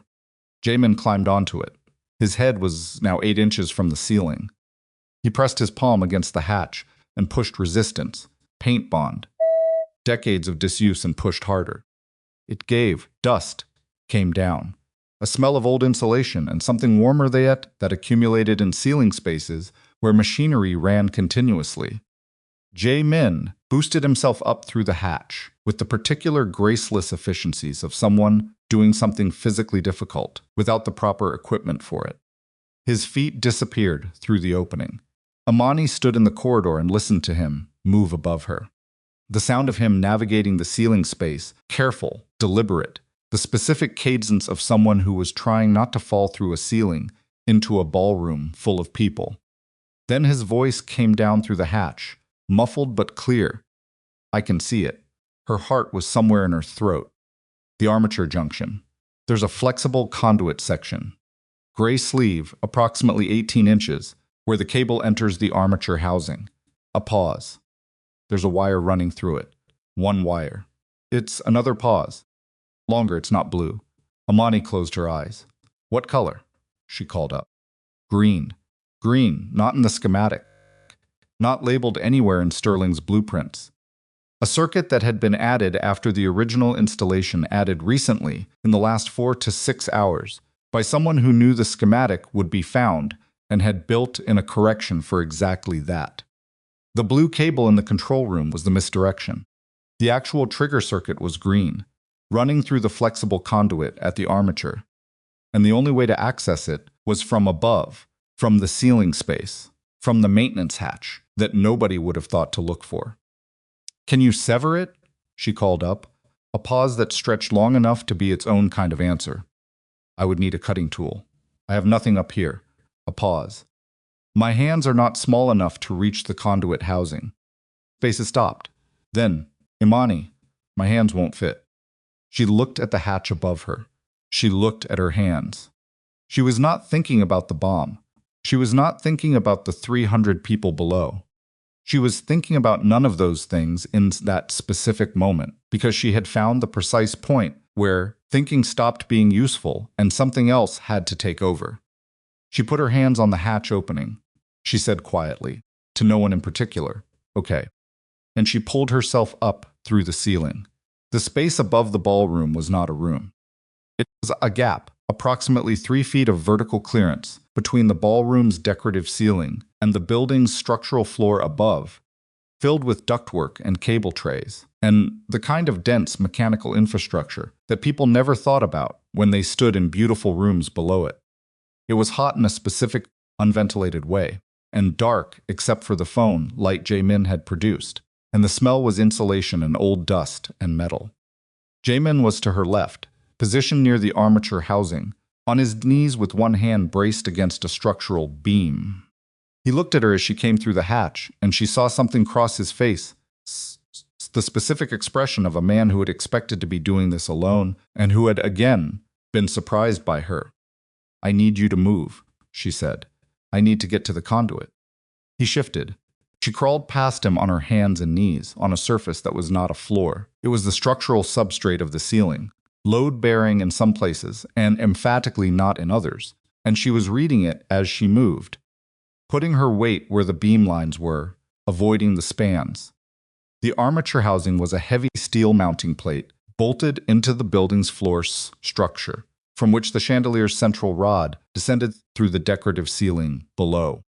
The green-sleeved flexible conduit ran from the housing toward the east wall, toward the control room, toward the junction panel, toward the blue cable that was a decoy. Conduit's sleeve was clamped to the armature housing at the point where the cable entered it. Clamp was a standard pipe clamp, the kind requiring a flathead screwdriver to loosen. Imani did not have a screwdriver. Give me your watch, she said. Jae-Min looked at her. It was a thin-profile watch Japanese movement, slim case, the kind that lived on the boundary between tool and statement. He unclasped it and put it in her hand. The case edge was not a screwdriver, but it was metal, and it was flat, and the clamp screw was large enough. She positioned the watch case against the screw head and began turning. It slipped twice. Her knuckles hit the housing, and she felt the skin open on the second knuckle of her right hand, and she noted it without stopping. The screw turned, 1 rotation, 2, 3, the clamp loosened. She worked her fingers into the space between the conduit sleeve and the housing, not enough room, barely enough room. But she had small hands and she had spent her whole life learning to make do with what was actually available, rather than what would have been ideal, and felt the cable inside the sleeve. The green wire, single conductor, approximately the gauge of a lamp cord. She looked at Jae-Min. He was watching her with an expression she had not seen on him before. Not the recalibration, not the assessment, something that had moved past those into something more fundamental, the expression of a man watching someone else do the thing that he could not do, and feeling the full, complicated weight of that. When I cut this, she said, "If I'm wrong about the circuit." "You're not wrong," he said. "You can't know that." "I know," he said, "that you have been right about everything else tonight." She looked at him. In the hot, dark, cramped space above a ballroom full of people, with her bleeding knuckle and his borrowed watch, and 7 minutes left before someone was supposed to press a trigger below, she looked at him and found that she believed him. Not because he was comforting her, but because he was stating what he had observed, and she had learned to distinguish between those two things. She took a breath. She put the case edge of the watch against the wire. She pressed. The wire was thin. The watch case was not a blade. It took more pressure than she expected, and the wire pushed sideways before it gave. And there was a moment, one moment, maybe half a second where nothing happened, and she thought she had been wrong. She had been wrong about all of it. The logic had been correct, but the application had failed, and the wire severed. Below them, through the structural floor, through the decorative ceiling, through 3 feet of mechanical infrastructure and history, and all the things that happened in buildings that people never saw, she heard nothing. She heard nothing because nothing happened. The circuit was open. The trigger was dead. Imani sat back on her heels in the ceiling space above the Halcyon Crown Hotel and pressed her bleeding hand flat against her knee and breathed. Jae-Min, beside her, was very still for a moment. Then he said quietly, "You should know that I am not typically impressed by people." She almost laughed. It came out as something less than a laugh and more than a breath, a sound that carried relief and exhaustion and the particular absurdity of the moment. "I'll remember that," she said. She had severed the trigger circuit. The device was inert for now, for this trigger. But it was still physically there, still suspended above 300 people, and the evacuation was not complete. And somewhere in the building, Sterling Harrow was running. And there was a man downstairs in a gray suit who had pressed a trigger that hadn't worked and who had not yet been fully contained. Her thought broke apart, below them, through the structural floor. A sound, not the sound of the evacuation, not the managed murmur of guests being moved by trained staff. A different sound, older, more absolute. A single sharp voice cutting through the ballroom noise, speaking in Korean, clearly, at a volume that carried, and the specific shift in ambient sound that happened when a crowd's ordinary baseline of noise suddenly stopped. Imani and Jae-Min looked at each other in the dark. She moved back toward the hatch. She went through it first, dropped to the console table, crossed the corridor to the mezzanine balcony, railing that overlooked the ballroom floor. And she saw him. He had come from nowhere, or from somewhere that looked like nowhere to a room full of people who had not been looking for him. He was old, which was the first thing she registered. 70, perhaps older, with the kind of stillness that age sometimes produces in people who have spent a lifetime in rooms where the wrong movement could cost them everything. He was dressed impeccably. Dark suit, the kind of dark that absorbed light rather than reflecting it. A wooden cane held in his right hand, not for support, she could tell, from the way he held his weight, that the cane was not structural. It was something else. He stood at the center of the ballroom floor. The guests who had not yet been evacuated, perhaps 40 people, who had been slow to move or resistant to the staff's instructions, had formed an involuntary circle around him. The human geometry of people who had encountered something that made them step back without consciously deciding to. Behind him, at the ballroom's main entrance, 2 men in dark clothing had positioned themselves in a way that blocked the primary exit. He raised his voice again, in Korean, and he said, in the specific, clipped cadence of a man who had spent decades being the person who gave instructions that other people followed, "Tell Kwon Jae-Min that Songhwan Ryu is waiting." Imani's hands tightened on the balcony railing. The name landed in her memory like a key, finding a lock she hadn't known was there, because she had heard it once, during the briefing session preparation. Not in Patricia's documents. In a footnote of an archived Korean business periodical she'd read while preparing for the negotiation, mentioned in the context of Kwon Meridian Group's founding history. Songhwan Ryu, The man who had helped build the organization that became Jae-Min's inheritance. The man who was supposed to have died 4 years ago. She heard Jae-Min come up behind her and stop. She turned and looked at his face. And she saw something she had not seen there all evening. Not when he'd found out about Song. Not when the gunshot had come from the floor above them. Not when she'd told him what she'd heard in the corridor. She saw the specific, unmistakable expression of a man who has just encountered the thing that he was never, under any version of how he had imagined this night going, prepared to find. Below them, in the ruined Gala, surrounded by the remains of an elegant evening and the terrified stillness of people who didn't understand what was happening, Song-hwan Ryu raised his cane and pointed it toward the ceiling. Not at the chandelier, at the mezzanine railing, at Jae-Min.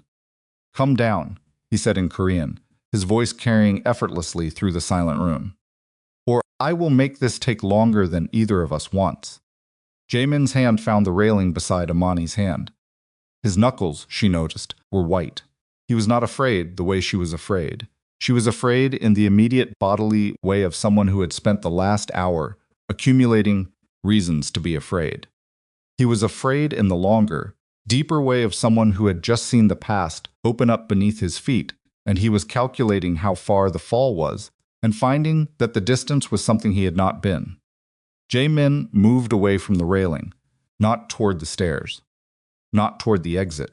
He moved 3 steps back into the mezzanine corridor and stood with his back to the wall and his eyes on the middle distance. And Imani watched him do the specific thing that people do when they need 4 seconds to convert shock into something they can actually use. She gave him those 4 seconds.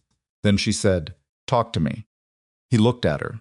Song-hwan Ryu built the logistics network that my grandfather used to found Kwon Meridian. Not the legal entity, the infrastructure underneath it. The roots, the relationships, the architecture that everything else was built on top of. A pause. He disappeared 4 years ago. We were told he was dead. His own people told us he was dead. His own people were in on it. Apparently. And he's been what? Waiting? Planning. Jae-Min's voice was controlled, but it had an edge now that hadn't been there before, the sound of a man cutting through something that was costing him. This was never about the agreement. The agreement was the occasion. He wanted me in a specific building on a specific night with no clean way out. Why now? Because the agreement, if it succeeds, legitimizes everything I've built in the last 8 years. It makes Kwon Meridian irreversibly respectable. He looked at her. Seong Hwan's network runs on different principles than mine. My legitimacy is a direct threat to the value of everything he still controls. Imani processed this in approximately 2 seconds. So he doesn't just want you dead. He wants to discredit the agreement, kill you in the process, and walk back into the vacuum you leave. Yes, with Sterling's help. Sterling gave him access to the building and the event infrastructure. Whitmore gave him access to the American negotiating position, specifically the pressure points that would accelerate the agreement's collapse. His jaw tightened. They have been working together for at least 18 months. I knew there was someone inside the process. I did not know the scale. Below them, the ballroom was still. She could hear it, or rather she could hear the specific absence of the ordinary sounds a room of that size made when occupied. No music. No conversation. The managed silence of people who had been told, by the weight of a stranger's authority, to be quiet and stay. She thought about those 40-odd people who were still in the room. The one Sandra Reeves's staff hadn't managed to move before Seong Hwan had appeared at the floor's center, and the whole geometry of the situation had changed. "He's holding the room," she said. "Yes, those guests are leverage." Jae-Min said it flatly. "He doesn't want to hurt them. Hurting them creates a different kind of problem. He wants me in that room, in front of witnesses, for whatever he's decided this is going to look like." What does he want it to look like? Jae-Min was quiet for a beat. Confrontation between the old way and the new way. In front of people who will remember it. He paused. He's theatrical. He always was. My grandfather used to say that Seong Hwan understood that power needed an audience to be real. Imani leaned over the railing and looked down. Seong Hwan had moved to one of the ballroom tables. He was standing with one hand resting on its surface, conversational, the cane in the other hand, speaking quietly to one of the guests near him, an older woman who was nodding with the rigid courtesies of someone who was terrified and performing otherwise. His two men at the door hadn't moved. Three more, she now saw, were positioned along the room's perimeter. She had missed them on first look, because they were good at being in a room without looking like they were covering it. She counted positions, triangulated sightlines. 5 men total, plus Seong Hwan. Park and Sancharive's hotel security team were where? She didn't know. The evacuation had been in progress when Seong Hwan appeared. Some of those guests had made it out. Staff, the security team, the coordinated response that had been forming 10 minutes ago. Seong Hwan's arrival had disrupted all of it, or he had timed it to disrupt all of it, which was essentially the same thing, and considerably worse. She turned back to Jae-Min. Your security captain. Where is Park? I don't know. The hotel security director. I don't know. The police that Sandra was calling. In this building, with the signal configuration currently active, I don't know if any call got through. He looked at her steadily. I know what it looks like. I also know that waiting for rescue in a situation designed to prevent rescue is a strategy that ends in one way. She knew what he was saying. He was saying they had to go down. She felt the thing that happened in her body when she understood what was being asked of her, not fear exactly, though fear was in it, but a broader, fuller thing, like the difference between reading about deep water and standing at its edge. She felt the reality of it in her palms and in her throat and in the muscles of her legs that were already starting the micro-adjustments of a body preparing for something before the mind had finished deciding. You understand that if we walk down there, she said, we are doing what he wants. Yes. He controls the room. He controls the exits. Yes. We have no backup. No weapons. No, we have you, Jae-Min said. Stared at him. You have been the thing nobody accounted for, he said. Not Sterling. Not Sungwon. Not Whitmore. Not Camille. He paused. Every time tonight that something was supposed to proceed in a specific direction, you have been the variable that changed the direction. Not by being stronger or faster or better equipped. He looked at her with the directness that she had come to understand was his most fundamental mode of communication. By understanding what other people missed. That's a significant amount of faith to place in an interpreter, she said. Yes, he said, it is. They looked at each other in the corridor for one long moment. Then she nodded. Let me go first, she said. He started to say something. Let me go first, she said again, because he is expecting you, and he's not expecting me. And the 2 seconds between those things are the only advantage we have, so don't waste it. Closed his mouth. She went to the staircase. Her heels on the marble stairs were loud in the silence, and she did not try to soften them because softening them would signal hesitation, and she had decided, somewhere between the ceiling space and this staircase, that she was not going to perform hesitation tonight for anyone. She came down the stairs at a pace that was measured without being slow, and she entered the ballroom through the mezzanine access door with her head level and her bleeding hand at her side and the notepad that she still, somehow, had in her other hand. Seong Hwan turned at the sound of her entry. She walked toward him. She was aware, with the peripheral precision that stress sometimes produces, of every person in the room, the 40-odd guests, arranged in a loose perimeter of involuntary stillness, the 5 positioned men, the older woman who had been Seong Hwan's conversational hostage a minute ago, now pressing herself toward the edge of the nearest table. She was aware of the chandelier above her, enormous and quiet, the device still nestled in its 3rd tier with a severed green wire that she was choosing to trust. She stopped 6 feet from Seong Hwan. He looked at her. He was up close, both more and less than she had expected from the mezzanine. Less physically imposing, he was perhaps 5 feet 8, slender in the way of men who had once been strong and had translated that strength over decades into a different, quieter kind of density, but more present. There was a quality of attention in his eyes that was absolute and calibrated and old, in a way that had nothing to do with age, the attention of someone who had spent a lifetime making judgments about people in the first 30 seconds of looking at them. He was making a judgment about her right now. She let him. "You're the interpreter," he said in Korean. "Yes," she said in Korean. "You were in the ceiling." It wasn't a question. She didn't answer it like one. "The device in the chandelier is inert," she said. "The trigger circuit has been severed. Whoever is waiting for the remote to work is going to keep waiting." Something moved in Seong-hwan's expression. Not surprised, she had the sense that he had built sufficient redundancy into this plan that one failed component did not constitute a collapse, but a recalibration, a small, precise adjustment of whatever calculation he had been running. "You found the green wire," he said. "Yes." "Impressive," he said. And he meant it, which was its own kind of unsettling, the specific compliment of someone who admired competence, regardless of which side of the line it was operating on. "How?" I looked up, she said. He studied her. "The young man in the gray suit with the remote trigger. Your own signal jammer blocked the wireless frequency," she said. He was pressing a dead button. Song-hwan was quiet for a moment. Then he almost smiled. It was the smile of a man who had appreciated an irony and was allowing himself 30% of the amusement that appreciation generated. "That is the kind of error," he said slowly, "that happens when operational layers are not fully coordinated."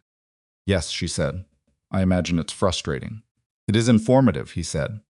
"Sterling Harrow will not be working in any professional capacity after tonight for reasons that have nothing to do with law enforcement." He said it without heat. "Informational." She heard the footstep on the staircase behind her. Jae-Min entered the ballroom, and the room changed. It changed the way a room changes when the person it has been arranged around finally arrives, not dramatically, not with any single large movement, but in the small, distributed adjustments of everyone present, acknowledging simultaneously that the center of gravity had shifted. The 5-position men tracked Jae-Min without moving toward him. The guests near the perimeter pressed slightly further back. Song-hwan's expression did the most complex thing Imani had seen an expression do in a long time. It moved through recognition, and something older than recognition. Something that lived in the space where history and grievance had been occupying the same room for long enough to have merged into a single, indistinguishable thing. Jae-Min crossed the ballroom floor and stopped beside Imani. He looked at Seong-hwan. "You were supposed to be dead," he said. In Korean.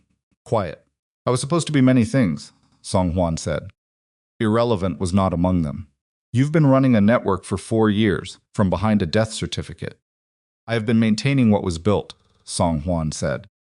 The word maintaining had a specific weight, the weight of a man who believed he was a steward rather than an operator, who had convinced himself at some point that what he was doing was preservation rather than predation. "What you have spent 8 years systematically dismantling. What I have spent 8 years rebuilding," Jae-Min said. "On a foundation that didn't require fear," Seong-hwan said. Not an interruption, a completion. As if he had heard this sentence being constructed and already knew its destination. "You were going to say fear." He tilted his head. "Your grandfather understood that legitimacy is a costume. That underneath every boardroom and every signed agreement and every photograph with a senator, there is the same architecture that has always governed how power actually works. You dressed it up. You told yourself the costume was the man." He paused. "I am here to remind you what is underneath." Jae-Min said, "The people in this room are witnesses," Seong-hwan said. "Nothing more. No one will be harmed who cooperates with the conclusion of this evening." "What conclusion did you have in mind?" Imani said. Someone looked at her with the expression of a man who found a piece of furniture had spoken. Not contemptuous, he had already upgraded her category after the green wire, but surprised faintly that she was still participating in a conversation he considered to be between principals. "The agreement dies tonight," he said. "Jae-Min will announce its withdrawal. In front of these witnesses, with his own voice, in both languages." He looked at Jae-Min. "The Americans will confirm it. Whitmore has already been briefed on what he will say." "And me?" Jae-Min said. "You will leave this building with considerably less than you arrived with," Seong-hwan said. "But you will leave it." The silence that followed had a specific qualities, the silence of people in a room where something has been offered that cannot be taken without destroying the person it is offered to. Imani had interpreted in enough high-stakes rooms to recognize the shape of an ultimatum, the specific acoustic of a moment where a trap has been made explicit, and the only question remaining is whether the person inside it knows it. She looked at Jae-Min. His face was very still. Then she heard it. A sound from the corridor behind the ballroom's service entrance, a sound she had not expected and could not immediately categorize. Footsteps, multiple, the particular cadence of coordinated movement. Not the unhurried movement of hotel staff, faster, more directed. One of Songwon's men near the east wall heard it too. He turned his head fractionally toward the service corridor. His hand moved toward his jacket. Park came through the service door. He was not alone. He had 4 of the hotel's security team with him, and they were moving with the specific configuration of people who had been briefed on what they were walking into and had decided to walk into it anyway. Park's face was set. The bruise on his jaw had darkened from its earlier suggestion into something definitive. 2 of Song Hwan's men moved to intercept. What happened next was fast and brutal and not elegant. Park was compact, and he had spent his professional life managing situations that required controlled physical force, and he handled the first of the 2 men with the efficiency of someone doing something they had practiced until it was mechanical.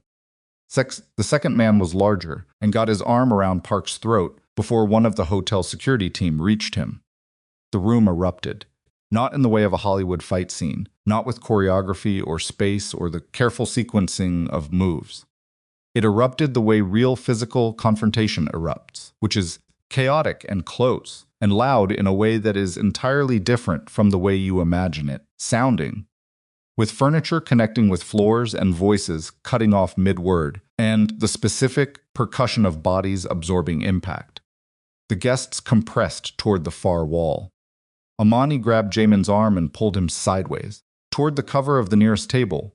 Because 2 of Song Hwan's men had not gone toward Park, they had turned toward Jae-Min, which had always been the objective.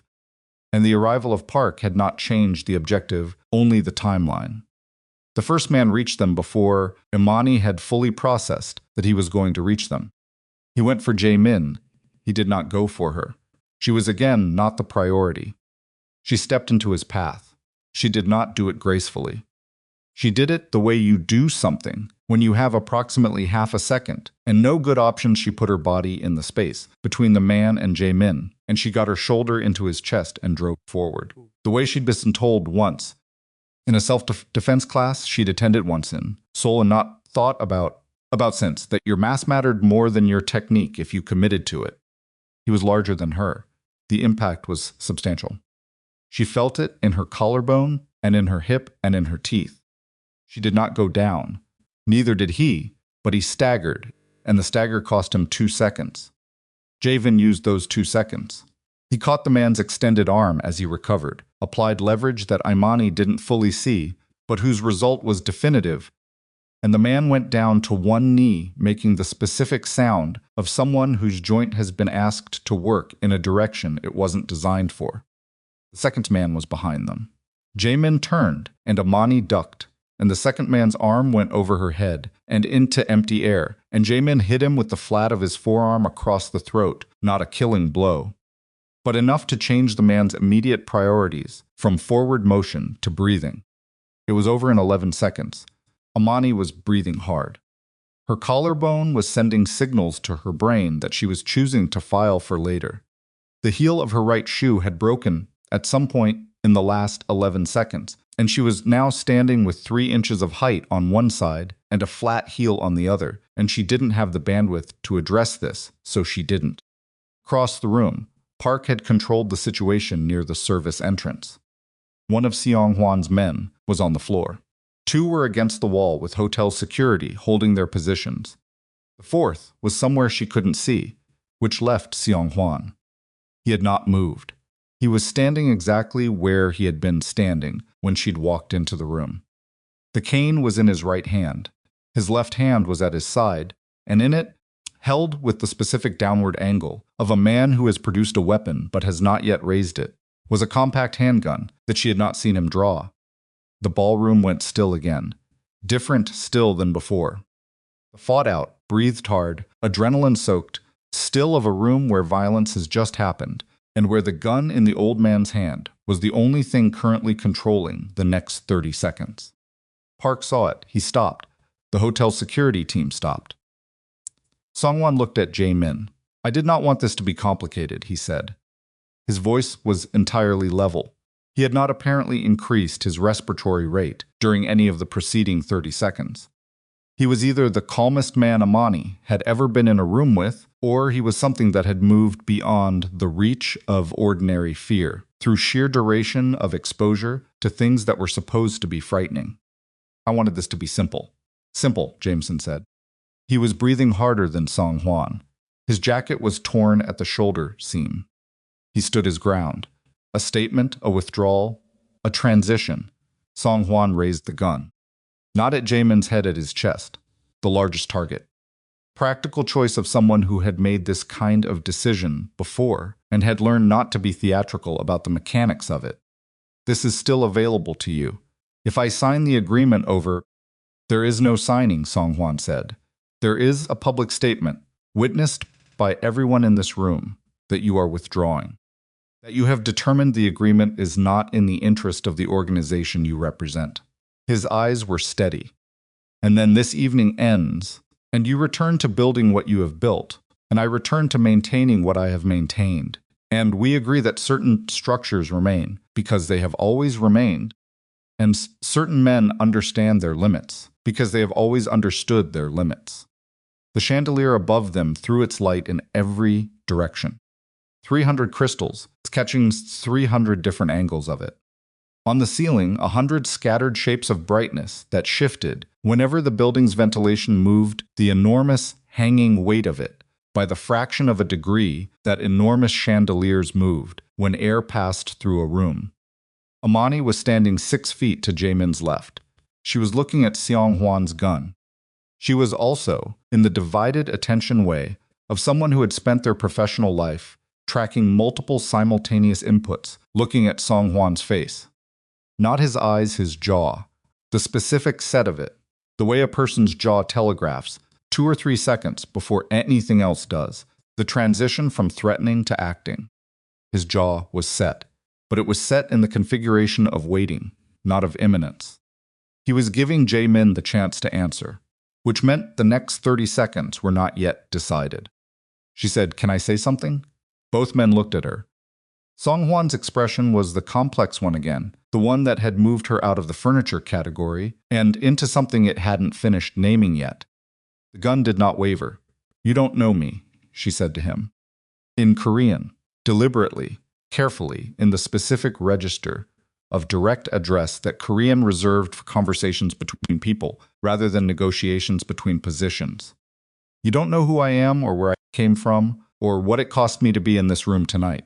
She paused. "I walked in here 6 hours ago, and the first person who spoke to me treated me like something that needed to be moved out of the way. And then I spent this entire evening being the thing that nobody here planned for, and nobody here accounted for." Song-hwan was listening. His jaw had not changed. "You built something," she said. "Your version of what it looks like to have power. Your version of what lasts and what doesn't. And you've spent 4 years dead, or pretending to be dead, because you couldn't tolerate the idea that someone had built something different, and that the different thing was working." She looked at him steadily. "That's not maintenance. That is the specific kind of misery that comes from watching the world move without you and deciding the problem is the world." The room was very quiet. She could hear her own heartbeat. She could hear Jae-Min's breathing 6 feet to her left. She could hear, somewhere distant, the sound of sirens outside, on 57th Street, finally arriving after a delay that had felt interminable and now felt almost irrelevant. "I'm not asking you to agree with me," she said. "I'm not asking you to decide that everything you believe is wrong. I'm telling you that you are standing in this room with a gun pointed at a man in front of 40 witnesses and a building full of police who are about to come through every entrance on the ground level." She paused. And whatever you do in the next 60 seconds is going to be the last thing you do with any kind of agency over how this ends. Sung-hwan's eyes did not move from her face. His jaw changed. Not a lot. A degree. Maybe 2. You're telling me to put the gun down, he said. I'm telling you, she said carefully, that you still have a choice. Right now. This second. That's all I'm telling you. Something moved behind his eyes. Deep and slow. And she thought genuinely moving, which was not the same as deciding, but was the thing that had to happen before siding was possible. She watched it happen.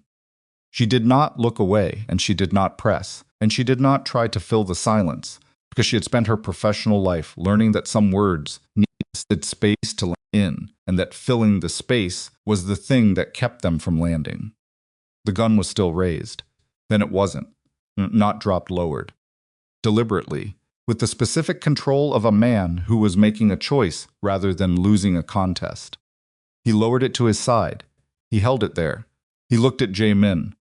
Your grandfather, he said, would not have known what to do with you. I know, Jae-Min said. He would have thought you were weak. Yes. Sung-hwan looked at him for a long moment. He would have been wrong. He said it the way you say something that costs you not dramatically, but with the specific effort of a man putting down something heavy that he had been carrying for a long time. He was wrong about many things. The police came through the main entrance 40 seconds later. They came through the service entrance, simultaneously coordination she hadn't expected, but which told her that Sandra Reeves had been more effective than the situation had given her credit for. Someone had gotten a signal out at some point, through the jamming, that the city's infrastructure had done what it was supposed to do, even when the buildings had been deliberately compromised. They came into a room where the violence was already over, where Seong-hwan Ryu was standing in the center of the Halcyon Crown's ballroom with a gun at his side, and the expression of a man who had arrived through whatever path at the decision to stop. He placed the weapon on the floor when the officers instructed him to. He did not fight. He did not argue. He turned and put his hands behind his back with the manner of someone who understood, finally, that the exit he had chosen tonight was the only one still available to him, and who was choosing to take it without making it worse than it. The first thing the police did was get everyone moving.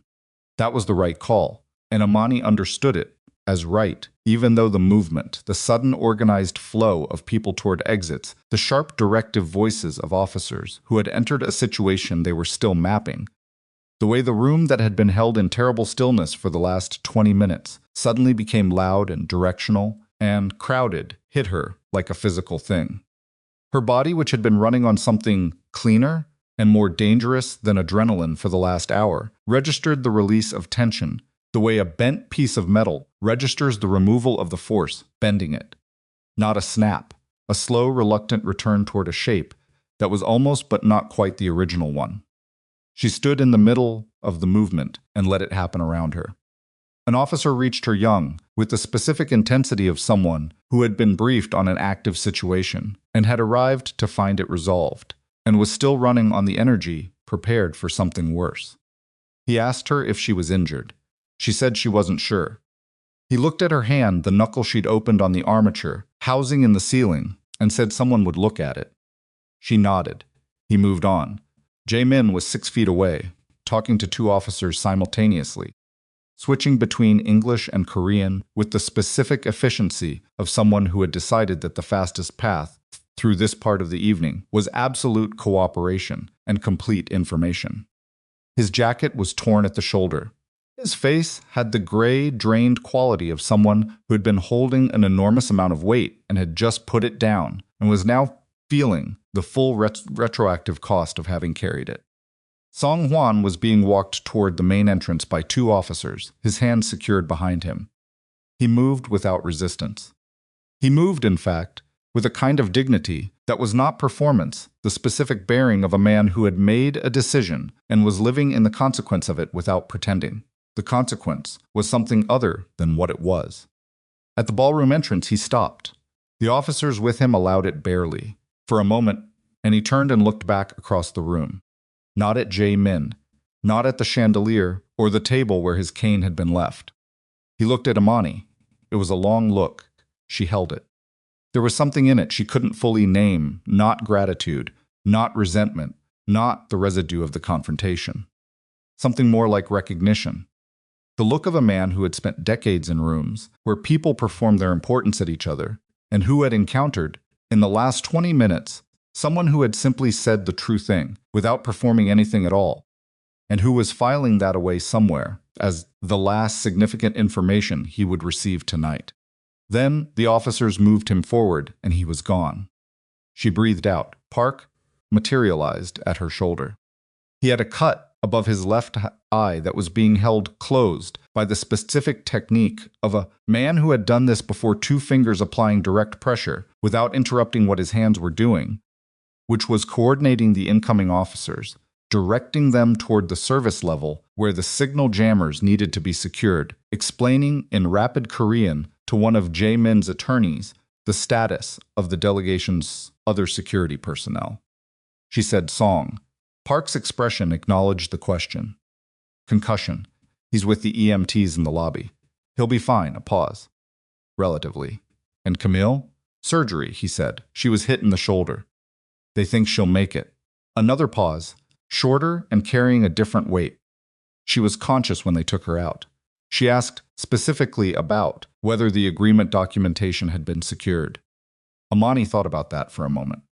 About Camille Duval, who had spoken Korean in a service corridor, who had spent the evening surgically distorting the content of a negotiation she had been hired to facilitate, who had been shot by the man she was working with, who had still in whatever combination of guilt and self-interest, and something that might have been the professional reflex of someone who had spent 30 years in rooms where documents mattered, asked about the paperwork. "She's going to cooperate," Imani said. "That's the assessment, yes."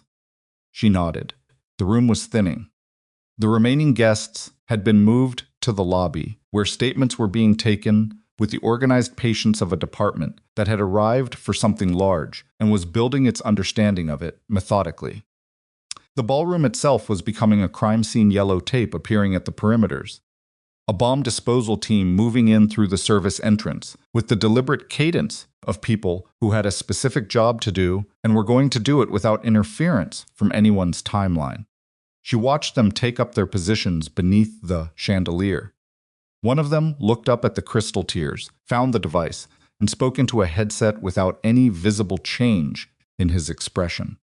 Professional dispassion, she thought. The particular calm of people who worked in the proximity of catastrophic possibility every day and had learned to metabolize it into focus. She thought about the green wire. She thought about the half-second between pressing the watch case against it and feeling it give, and the way nothing had happened, and the specific quality of that. Nothing how it had been the most important nothing she had ever experienced, and how she was only now, in this quieter moment, allowing herself to feel the full weight of what that nothing had meant. Her legs, she noticed, were shaking slightly, not dramatically. Just the fine, persistent tremor of a body that had been asked to operate past its design parameters and was now submitting its report. She sat down at the nearest table. Someone put water in front of her. She didn't see who. She drank it. Jae-Min finished with the officers and crossed the room toward her. He moved differently than he had at the beginning of the evening, not worse, not defeated, but worn in a way that was honest. Precise, curated quality of his presence had been roughed up by the last several hours into something less finished and considerably more real. He sat down across from her. For a moment, neither of them said anything. "Your hand," he said. She looked at it. The second knuckle had dried into an ugly dark line. The surrounding skin had bruised in a developing, mottled way that was going to look considerably tomorrow. "It's fine," she said. "It's not fine. It's functional," she said, which is what mattered. He looked at it for a moment longer. Then he looked at her face with the direct, unadorned quality of attention that she had come to understand was simply how he looked at things without the social softening that most people applied, the gentle defocusing that allowed everyone to pretend they weren't being examined. "I want to tell you something," he said. "Okay. When you stepped in front of that man," he paused. "When you put yourself between him and me, it was tactical," she said. "It was not tactical." She met his eyes. It was the right move given the positionings. Imani. He said her name the way you say a word when you need someone to stop performing and hear you. You did not calculate that. I watched you do it. There was no calculation. He paused. That is not a criticism. I am trying to tell you that I saw it, and I understand what it was, and I do not have the right word for what I am. She understood what he was trying to say. She also understood why he was having trouble saying it, because gratitude was not the right word, and neither was respect, and neither was anything that fit cleanly inside the professional relationship that the evening had technically been. And he was a man who chose his words with the care of someone who understood the weight they carried. And the right word for this didn't exist, or didn't exist yet. You don't need a word, she said. He nodded, slowly, like a man accepting something. Then he said, Whitmore. The transition was abrupt, and she felt the gear shift of it, the way the softer moment folded back into the harder, unfinished business of the evening. Where is he? She asked.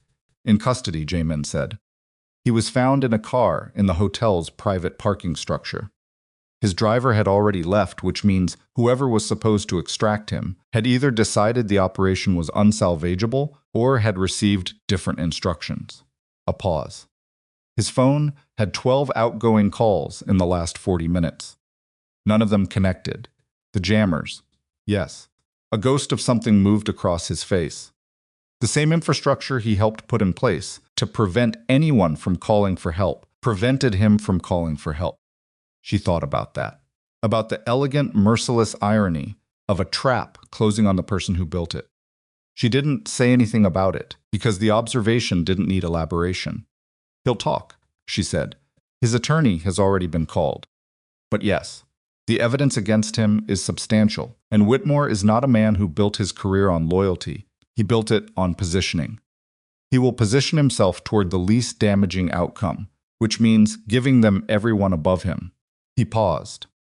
There may not be anyone above him, but there will be information that is useful. And the agreement? He was quiet for a moment. The American delegation's primary representative in these negotiations has just been arrested in a parking structure. The documentation has been compromised by a translator who was working against it. The timeline has been, he stopped, considered. The timeline has been complicated. That's not what I asked, she said. I asked about the agreement. He looked at her.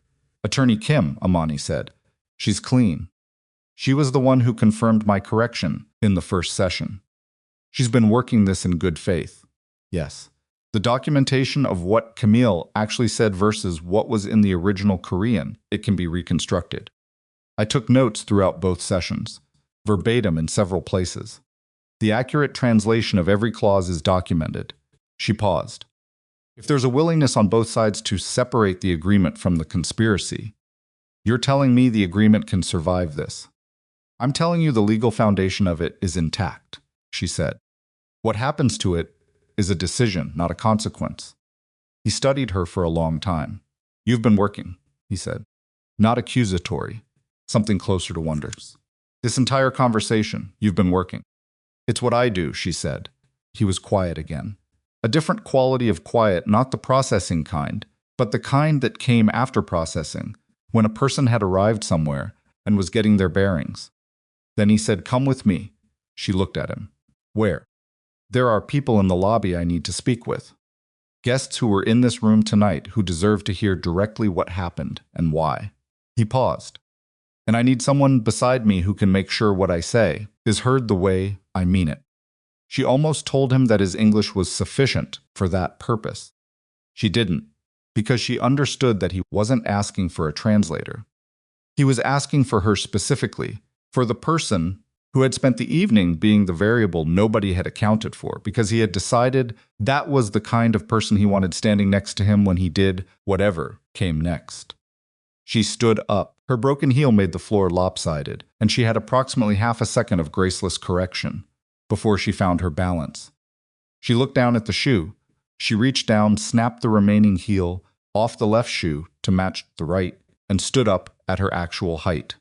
She looked at Jae-Min. He was watching her with an expression that contained, for the first time all evening, something that was unambiguously warm. Not performed, not calibrated. Just there, briefly, in the particular way of things that appear, when someone's guard has been down long enough for what's underneath to surface. Ready, she said. They walked out of the ballroom together. The lobby of the Halcyon Crown, at 2:17 in the morning, had the quality of a world that had been partially disassembled and was in the process of being sorted. Police in various configurations, some working statements, some managing the logistics of a crime scene that extended across multiple floors of a functioning hotel, some dealing with the particular administrative complexity of an incident that involved foreign nationals and federal finance officials and an international business agreement. EMTs working the perimeter, hotel staff in the specific state of people who had been trained for crises and were now living inside one, and were discovering that the training was both more and less useful than they had hoped. Sandra Reeves was standing near the concierge desk, with a hotel administrator and a police captain, talking with the rapid, clipped efficiency of someone who had been solving problems for 6 hours and had learned which problems to prioritize. She saw Jae-Min and Imani and made a fractional acknowledgement, not a greeting, something more like a notation before returning to her conversation. Imani thought about what it had taken for Sandra to make the call she'd made. To hear what Jae-Min had told her the device, the conspiracy, the compromised communications, and decide, in real time, without confirmation or backup, to trust the information and move 300 people toward the garden. She had been right, and the rightness had probably saved lives, and she would spend the next several weeks in conversations with lawyers and investigators and hotel management trying to document every decision she had made. And none of those conversations would fully capture what it had cost her to make the decision in the moment it needed to be made. That was how it worked. That was how it had always worked. The guests who had been in the ballroom when Song Hwan appeared were clustered in a section of the lobby that the police had designated for statements. They were in the particular state of people who had experienced something genuinely extreme and were cycling between the relief of survival and the difficulty of processing what survival had required: the suspended disbelief, the compulsive return to specific details, the way the body kept running its alarm systems past the point when the alarm was needed. Jae-Min moved into that group without announcement. He went to the nearest person, an older man, American, with the bearing of someone who had attended a great many formal events and had never expected one to go this direction. And he introduced himself by name, without title, and he said, "I owe you an explanation. You were in that room tonight because of an event that was supposed to be a celebration of something good. What happened instead is my responsibility to account for. Can I tell you what I know?" The man looked at him. Something in his face shifted the residue of fear, meeting something unexpected, which was someone taking ownership without hedging. "Yes," he said. "I think you'd better." Imani stood at Jae-Min's shoulder and listened, and she understood that she wasn't translating tonight. She was witnessing, and the distinction mattered in a way she couldn't entirely articulate, but felt with complete certainty. He told them the truth. He told them the shape of the conspiracy, not every operational detail, not the parts that were now the property of ongoing investigations, but the purpose of it, the agreement, the network that had wanted to prevent it, people inside the building and inside the process who had been working toward that prevention. He told them about Song Hwan with the specific honesty of a man who was not going to use the evening to construct a heroic version of himself, who said directly that the source of the threat tonight was connected to the history of the organization he led, and that the history of the organization he led was not without darkness, and that he had spent 8 years trying to move it away from that darkness, and that tonight was not the end of that work, but it was a demonstration of why the work mattered. The older man listened without interrupting. When Jae-Min finished, the man was quiet for a moment. Then he said, "Were you scared?" Jae-Min considered the question with genuine care. "Yes," he said considerably. The man nodded. Something in him settled, not fully, not permanently, but by a degree that was visible. "Okay," he said. "Okay." Jae-Min moved to the next person, and the next. It took 40 minutes. He did not rush any of it. He answered the questions that could be answered and said clearly when he couldn't answer others. He was the same with the young couple who had been attending their first event of this kind, as he was with the retired senator who had known his grandfather, and who looked at him with an expression that cycled through something complicated and arrived, by the end of their conversations, at something Imani thought might have been a version of respect. By 4 in the morning, the lobby had thinned to investigators, hotel staff, and the remnants of the evening's structure. The ballroom was closed and marked. The chandelier had been lowered by the bomb disposal team and the device removed with the specific professional care of people who understood that speed and safety were not always compatible and had chosen safety. It had been the team lead confirmed to the officer in charge. A sophisticated but ultimately functional explosive, the kind of device that required both planning and expertise. And that had been made inert by the severing of a single green wire in a ceiling space that nobody was supposed to have accessed. The officer had looked at Imani when this was relayed. She had looked back at him. He'd written something in his notebook and moved on. Attorney Kim found her near the hotel's east corridor at 4:23, carrying a document folder that looked like it had survived the evening better than most of the people who'd been near it. Kwon team's documentation from both sessions, Kim said. She handed Imani the folder. I pulled your session notes from the conference room table after the evacuation. Thought they might be relevant. Imani took the folder and opened it. Her own handwriting, in the careful shorthand she used during interpretation work, verbatim Korean on the left margin, accurate English rendering on the right, flags in red pen at the points where Camille's version had diverged. Thank you, Imani said. Kim looked at her steadily. I want to say something. Okay, in the first session, when you corrected the translation, Kim paused. I knew. I heard the original Korean, and I knew what Camille had said, and I knew what you were correcting. I should have spoken sooner, Imani said. You confirmed it when I did. I should have been first, maybe. She thought about it honestly. Or maybe you were watching to see if I was sure. That's not a crime. Kim looked at her for a moment. You were very sure. I was, Imani said. I've spent 12 years being sure about things in rooms full of people who were waiting for me to be wrong. She paused. At some point, being sure stops being confidence and starts being just accurate. It's not bravery. It's just knowing what you know. Kim considered this. Then she said the agreement. I know, there's a path. Kim tapped the folder in Imani's hands.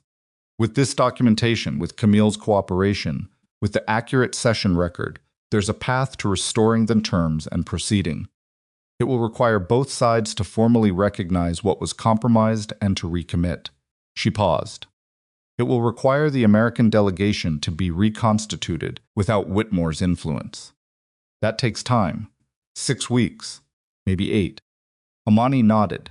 The Kwon team would need a certified interpreter for the continuation, Kim said.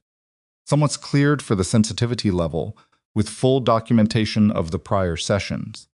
Imani looked at her. Kim held her gaze with the specific expression of a woman who was not asking a question she didn't already know the answer to. I'm available, Imani said. I thought you might be. The sun began making its presence known at 5:47, not dramatically, not with the cinematic abruptness of a switch being thrown, but gradually, in the specific way that light arrived in Manhattan, when the city's density of vertical surfaces caught it and scattered it sideways until the darkness became something paler, and then something grayer, and then something that was no longer darkness at all. Imani was standing near the hotel's glass entrance when it happened, drinking the third coffee someone had brought her in the last 2 hours, watching the city's morning shift begin outside the early trucks, the first runners, a man walking a dog that had no awareness of or interest in anything that had occurred inside the building it was passing. She heard footsteps and turned. Jae-Min. He had, somewhere in the last hour, replaced the torn jacket with a fresh one-hotel amenity, she assumed, or something from his delegation's luggage. He looked less worn than he had at 2 in the morning, but the wear was still visible in the subtler places, the set of his eyes, the particular way his shoulders held themselves. Quality of a person who had been through something and was carrying the accurate memory of it rather than the already sanitized version. He stood beside her and looked through the glass, at the street. Sterling was picked up at the Lincoln Tunnel, he said. heard. They found documentation in his office. Cooperation agreement with Songwon's network goes back 2 years. A pause. He was paid substantially. He was also, based on the documents, afraid of them by the end. Which does not excuse anything but is a piece of information. She thought about Sterling Harrow, the tuxedo, the studied confidence. The way he'd said emergency replacement with the specific intonation of a man who used language to demarcate categories of people. She thought about what it would take for a man like that to be afraid.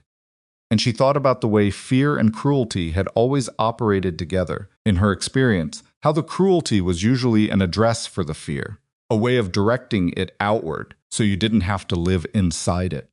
He knew what he was walking into, she said. When it got bigger than he planned, he kept going anyway. Yes, that's worse than if he'd just been greedy. Jae-Min considered this. Most things are worse than simple greed, he said. Greed at least has a coherent logic. What Sterling had was something more like a story he needed to be the protagonist of. And he chose the wrong story. She turned the coffee cup in her hands. Songwon will be held pending extradition proceedings that will take years and will be complicated by the question of which jurisdiction has primary claim. His network, what remains of it, will be the subject of investigation across multiple countries. He paused. He is 73 years old, and he will spend whatever time he has left in some version of legal process. Another pause. I find that I don't feel what I expected to feel about that. What did you expect to feel? He thought about it. Resolved, he said. I expected to feel resolved. And instead, sad, he said. And the word was simple, and he said it simply, without the particular effort men sometimes applied to making their sadness sound like something more stoic. He was part of what built everything I have, the foundation of it. And the foundation was not what I thought it was. Not entirely. And knowing that doesn't change what I've built on top of it, but it changes the feeling of standing on it. Imani was quiet for a moment. You keep building, she said. That's all. You found out the ground was different than you thought, and you adjust your understanding of the ground, and you keep building. Because the thing you're building is real, even if the origin story is complicated. She paused. Most things worth building have complicated origins. That's not exoneration. It's just what's true. He looked at her sideways. You do that, he said. Do what? Say the true thing, he said. Without making it sound like a verdict. Without making whoever you're saying it to feel like they're being judged for needing to hear it. He paused. It's rare. I've been in rooms with very expensive consultants and advisors for 20 years. None of them have it. They're not interpreters, she said. They're advocates. It's different. Explain the difference. She thought about how to say it. An advocate knows what they want the outcome to be and shapes what they say toward that outcome. An interpreter's job is to make sure what was said is what was heard regardless of the outcome. The job is the accuracy, not the result. She paused. It means you spend a lot of time making sure people understand things they might have preferred not to understand. That sounds lonely, he said. She hadn't thought of it that way before. She let the word sit for a moment. Sometimes, she said. But it also means when you're in a room where someone actually needs to know the true thing, you're the person who can tell them. He nodded slowly.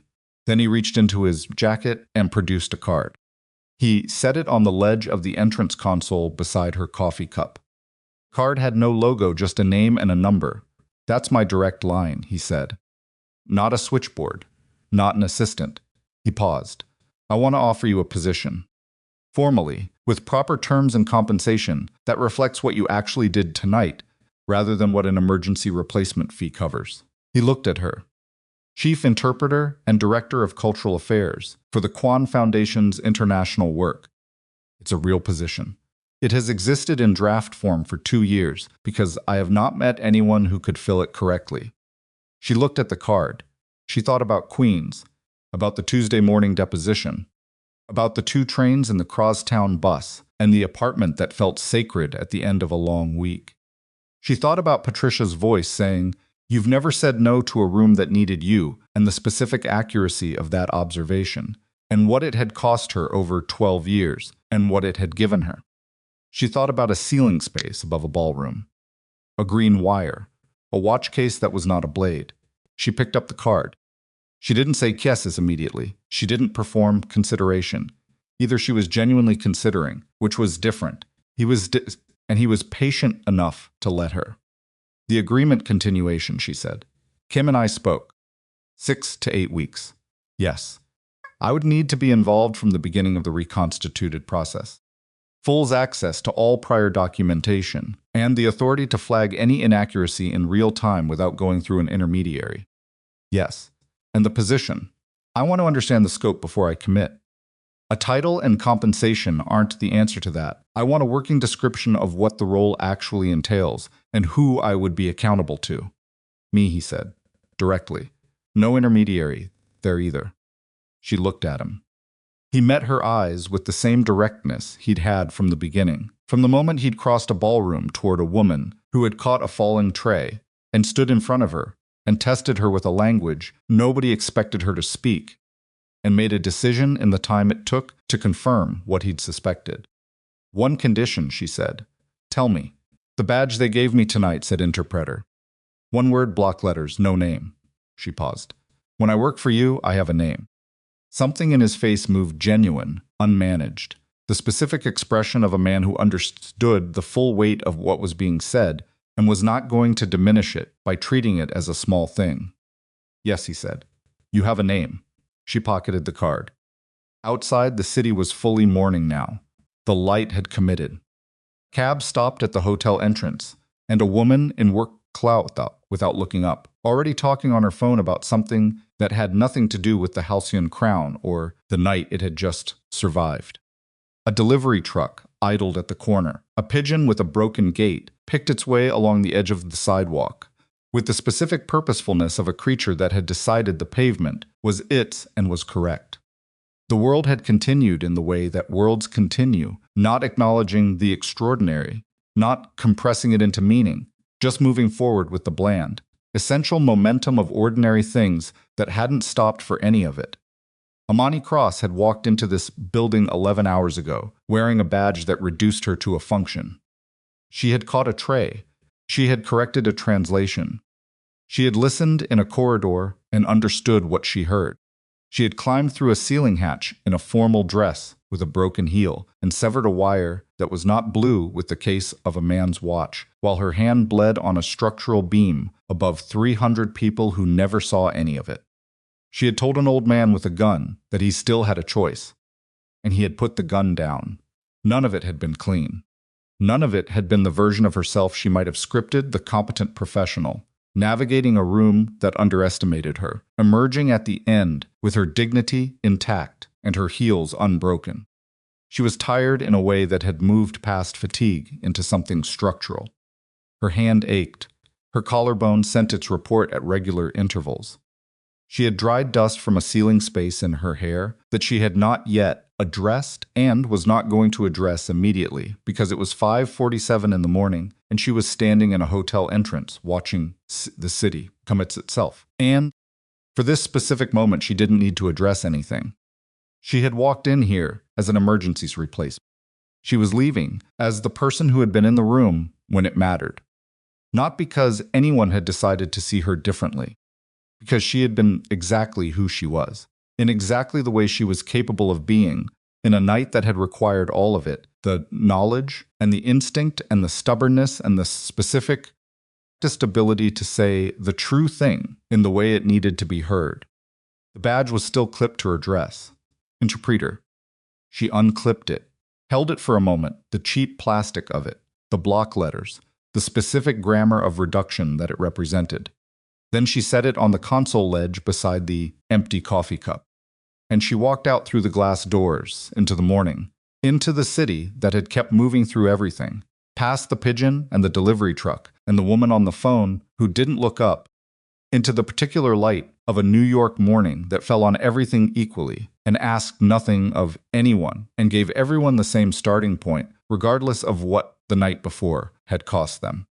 Behind her, the Halcyon Crown Hotel continued its process of becoming something that would be explained in reports and documented in testimony and argued about in courtrooms for the better part of the next 2 years.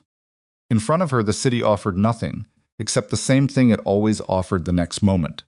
the one after this one, the street, and the morning, and the work that remained. Her name was Imani Cross. She walked into the light,